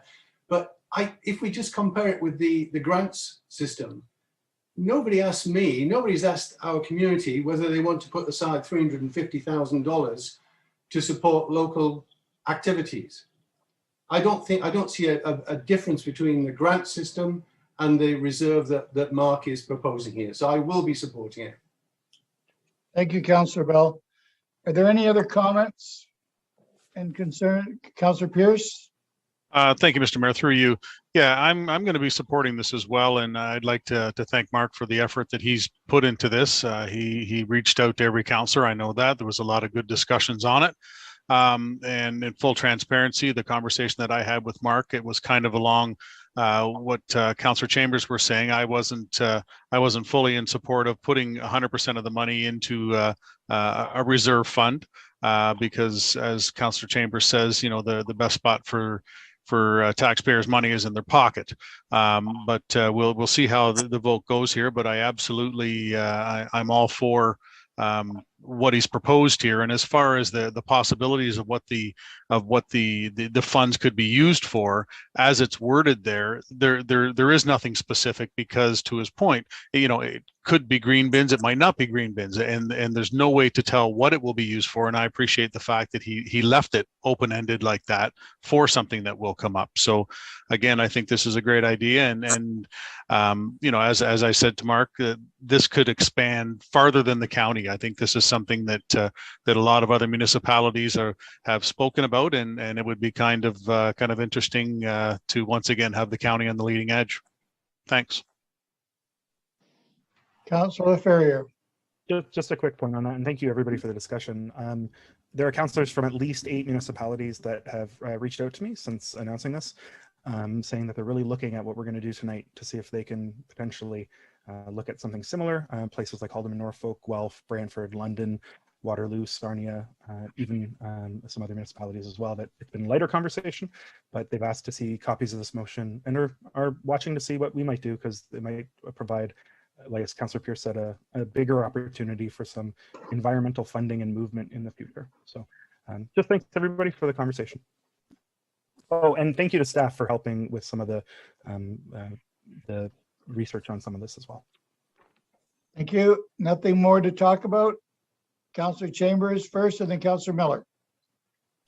Not a comment or question, just a request. Could I ask that the operative clauses be voted on separately, which I believe I'm entitled to? Okay, Councillor Miller, what do you want to talk about? Yep. Speaking of operative clauses, I'd like to discuss the third one, talking about annual savings. And in the whole recommendation, Councillor Ferrier's left out specifics as far as what to do in projects. And I think when we talk about money, we cannot be so not specific. I think we got to be very targeted. So I'd like to tighten that up just a little bit if I could. So I'll propose an amendment and we'll see where it goes. But my biggest concern is that the next contract comes along shortly and they say, well, if we threw in Blue Box, it would have been an extra $300,000. Ergo, we have $300,000 to put in that reserve. I don't see it that way. I see the savings we get. They say, well, we're spending, I don't know, $1 million a year now, and maybe we spend, because Blue Box has been taken away, 900,000, for example. So I see 100,000.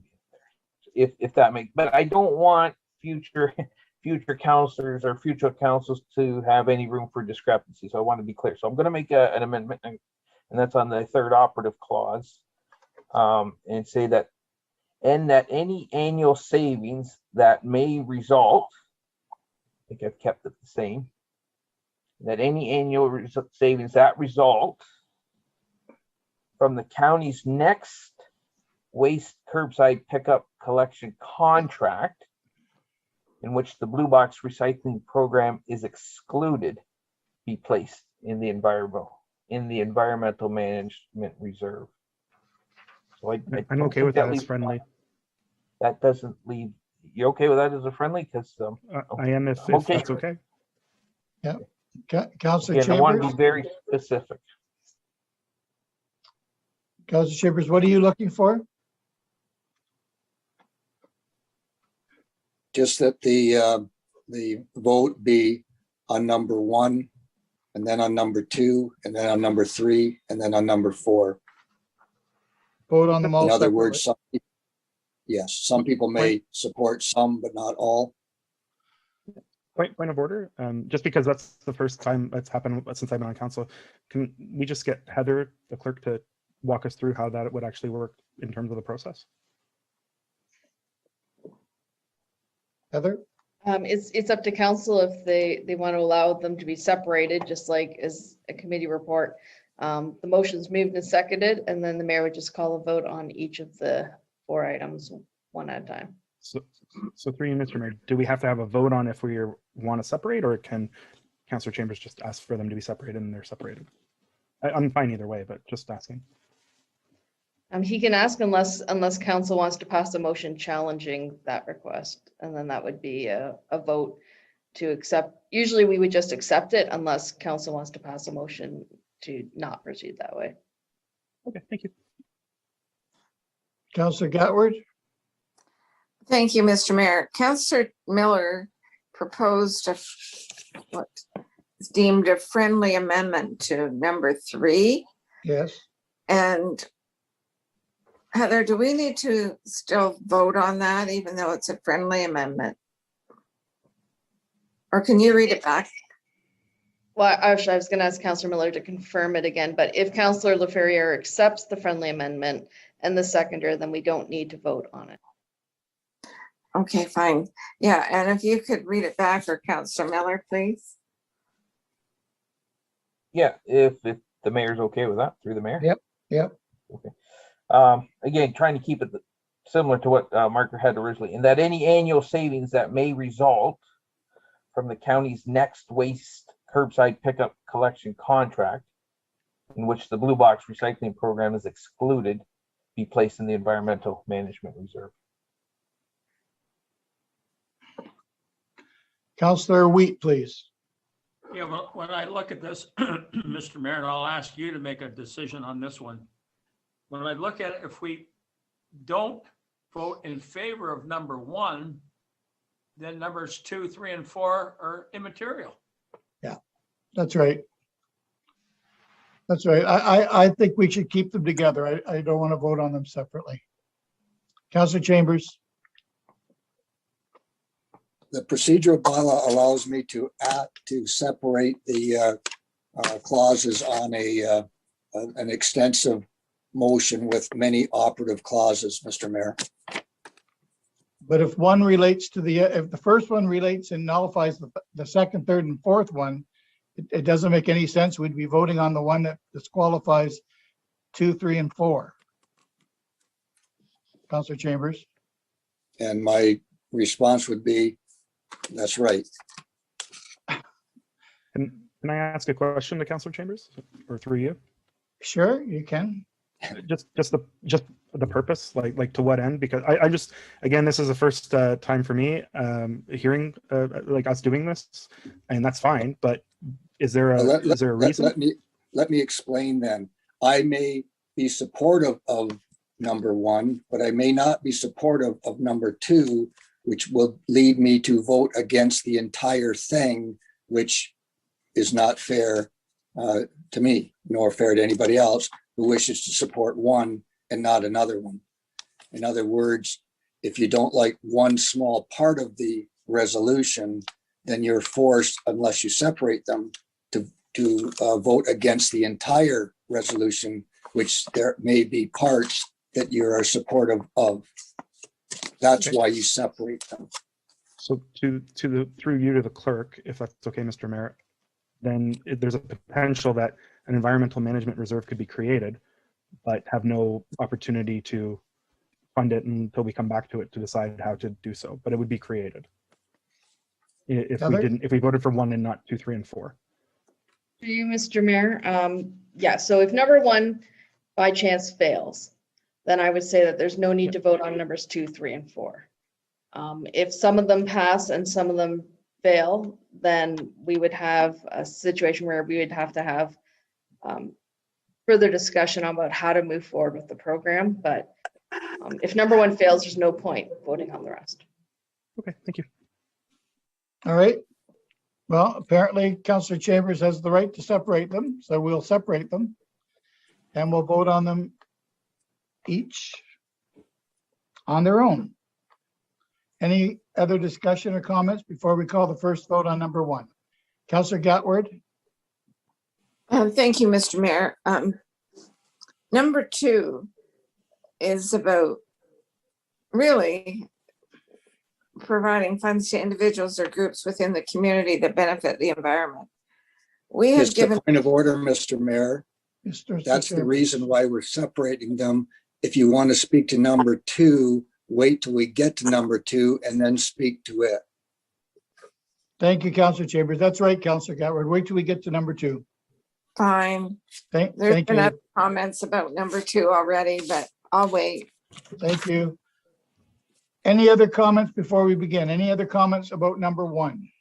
Seeing none, call the vote to support number 1, please. All those in favor? Opposed? You got that, Heather?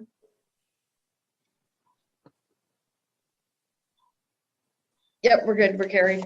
Thank you. Number 2, any conversation to number 2? Councillor Gatward. Thank you, Mr. Mayor. In the past, we've given grants to the St. George and the Paris Horticultural Societies. They've done good work in our communities to benefit the environment through and beautify the environment through their plantings. And I'm sure they have included things that are good for the butterflies. So I don't know that a reserve is more of a long-term thing in my mind. The number 2 is really necessary. I think that could be done through the grants, and I look at a reserve as for more larger projects. Thank you, Councillor Gatward. Councillor LaFerriere, then Councillor Chambers, then Councillor McAlpine. Thank you. Through you, Mr. Mayor. Sorry, I wasn't able to hear all of that, just the end, because my headset batteries died. Long meeting. But again, I just want to reiterate that the piece around providing funds for the county to undertake projects. So it's either, it can be either or both, just again, to keep it open, that the county itself can utilize the funds. It's not necessarily that individuals or groups will do it, but we aren't limited to that. Again, the council of the day can decide exactly how best to use these monies the way the council of the day currently decides how best to use grant monies. Thank you, Councillor Chambers. Mr. Mayor, I'll move an amendment to operative clause number 2, and that's to strike everything after the benefit of the environment. In other words, delete or to provide funds to individuals or groups within the community that benefit the environment. And if I get a seconder, I'll just explain. Is there a seconder? Councillor McAlpine? Yeah. What the amendment does is, what the amendment does, Mr. Mayor, is that leaves the initiative to the council, and it doesn't prevent individuals or groups from coming forward, but it does not enshrine them with the right to do so. They can do it through a grant application or any other application or any other thing for that matter, but it doesn't have to be spelled out in the reserve. Okay, Councillor McAlpine, you had something to say? Well, it's more of a comment. It's just that in essence, the Brant waterways, for instance, that's specifically what they use their money is for, environmental issues regarding bike paths and things like that. And to me, I think it should be more of a county initiative, sort of what Robert's bringing up. The challenge is we don't find enough projects, to be honest with you. And I think everything that we do in the county should have this in the back of our heads that we do this. So it's an overarching thing. And I think we have a challenge when you try to piecemeal it out like this. So, so that's just a challenge I see with this particular vote. Thank you. Councillor Pierce? Thank you, Mr. Chair. Through you, I'm not going to support the amendment in the sense that to me, it eliminates a group or individual using any of the funds from this environmental fund. We have a grants process. I understand that. So if somebody wants to come for a grant that's doing something to the environment, that's fine. But these funds are specifically set aside for environmental benefits, as the word is there. So anybody coming forth for a grant in that area, I feel should go towards this reserve fund. So I'm going to not support the friendly amendment there, and I do support the number 2 as written for that reason. I don't think we ever determined whether it was a friendly amendment yet. Mark, do you see it? It wasn't presented as one. I wasn't given the opportunity to take it as one. It's on the floor with a mover and a seconder. The only thing I can speak to is that it sounds like, and Councillor Chambers could correct me, but it sounds like we could get to the same result either way, because it sounds as though we would either have a process where people could come to council, or we already have a process in the grants process where people could come to council, and we could, ask Robin or Heather or whoever are in those positions and say, oh, well, could we consider grant numbers 1, 8, 7, and 12 to come out of the environmental reserve as opposed to the grant reserve, or we could move grant money. We can move money into the grants from the environmental reserve. But either way, we can get the same result no matter what. If Councillor Chambers is more comfortable with as amended, that's fine. But it still allows people and individuals and groups to apply. They're just applying through a current process instead of a new process, and I'm actually fine with that. But I thank Councillor Pierce for the support. Okay, so we have an amendment on the floor. I would have accepted it as friendly, but I didn't get the chance to. So. Okay. Well, it wasn't you can over. vote for it then. It wasn't over until now. You could have spoken, you did. So so we're going to vote on the amended number 2. Is that right, Are Heather? we voting on the amendment or on the amended number 2? We're voting on the amendment. For number 2. Yes. Right. All those in favor of the amendment? Oh my God. Okay, opposed? Motion's carried. It's carried. Okay. Now we're going to vote on number 2 with the amendment. Is that right? Yes. All those in favor of number 2 amended? Opposed? Okay, we're on number 3. Nothing to talk about, nothing to say. Let's call up Councillor Chambers. Just to say, Mr. Mayor, that I'm not going to support recommendation number 3 because I think it really ties the municipality's hands. There may be something come along where the savings is more appropriately used elsewhere, and this would prevent us from doing that, although it doesn't prevent us from not doing that. But I don't think it should be part of the resolution. Councillor Pierce? Thank you, Mr. Mayor. And just to confirm, we're voting on the amended one per Councillor Miller, correct? Yes. Okay. Yeah. Okay. All those in favor of amended number 3? Opposed? And I think it's still carried, isn't it? Yes. Thank you. Number 4. No one has stepped. Pardon? Can I move it? No. It's number 4. Are ready to vote? All those in favor of number 4 in support? Opposed to number 4? Carried. And can I have a point of information, Mr. Mayor? Sure. I just asked Heather, could the as amended resolution be forwarded to other municipalities? I know we get correspondence from municipalities on this sort of thing, but could it be forwarded to all the municipalities in Ontario as we get we tend to get those from folks. How does that process work? Does that have to come Usually from if- council? Yeah, usually if council passes a resolution now for me to send that to usually to AMO and to the municipalities in the county of Brant, I can do that. Can I move that? And maybe somebody will second it. Sure. Councillor Pierce seconded it. All those in favor? Opposed? It Carried. was an ugly process, but it was a beautiful kind of ugly. Thank you, Mr. Mayor, and everybody for their input. Now, no one declared any new business, but I know Councillor Gotward has something to say.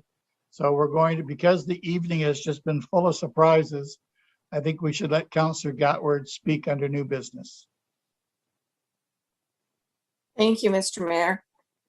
And this relates directly to an environmental project that we passed a motion for last year. And that was to plant, in recognition of the 50th anniversary of Earth Day, we were to plant 50 trees in each of 5 wards in the county. That didn't happen because of COVID. The tree planting was postponed. And so I had checked with Miss Valentine in the fall, and she advised that they would get a contractor to plant them in the spring. And I'm just wondering, Earth Day is coming up in April. Has that been arranged yet? And I see Cindy on here, so she probably can answer that. Thank Cindy? you. Thank you, Joan. Yes, through you, your worship.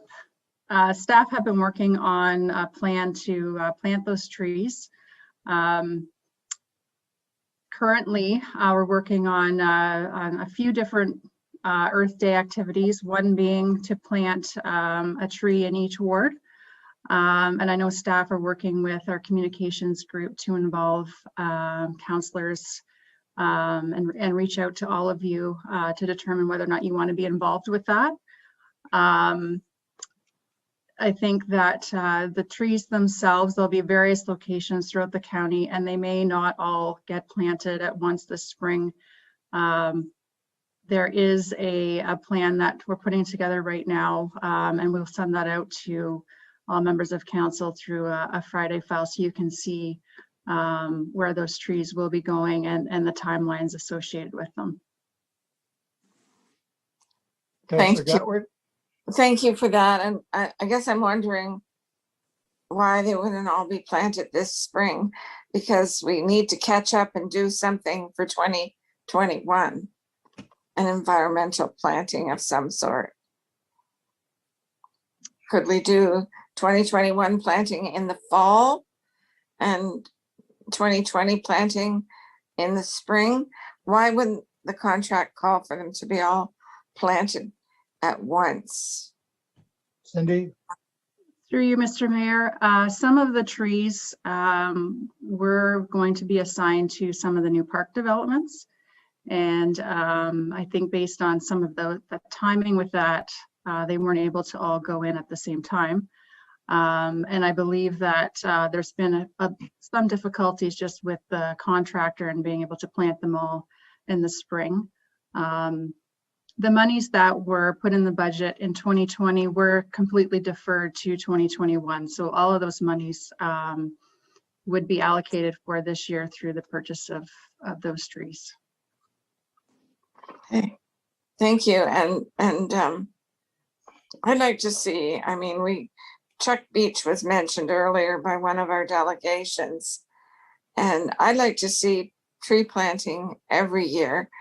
We used to have a policy that for every tree our roads department cut down, we should plant 2 additional ones. And our countrysides in some areas are becoming pretty barren. And I know in other areas, they've been fortunate to have community volunteers plant trees along our roadsides, particularly in South Dumfries. So I think that's important to increase the tree canopy. It helps fight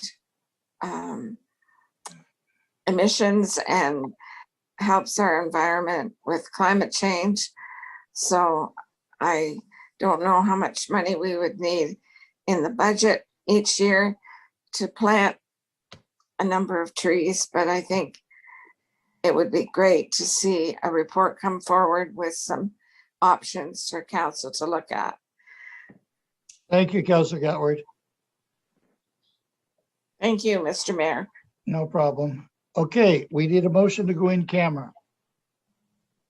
And I'm going to take a 5-minute break. I need to. Thank you. We'll be back in 5 minutes.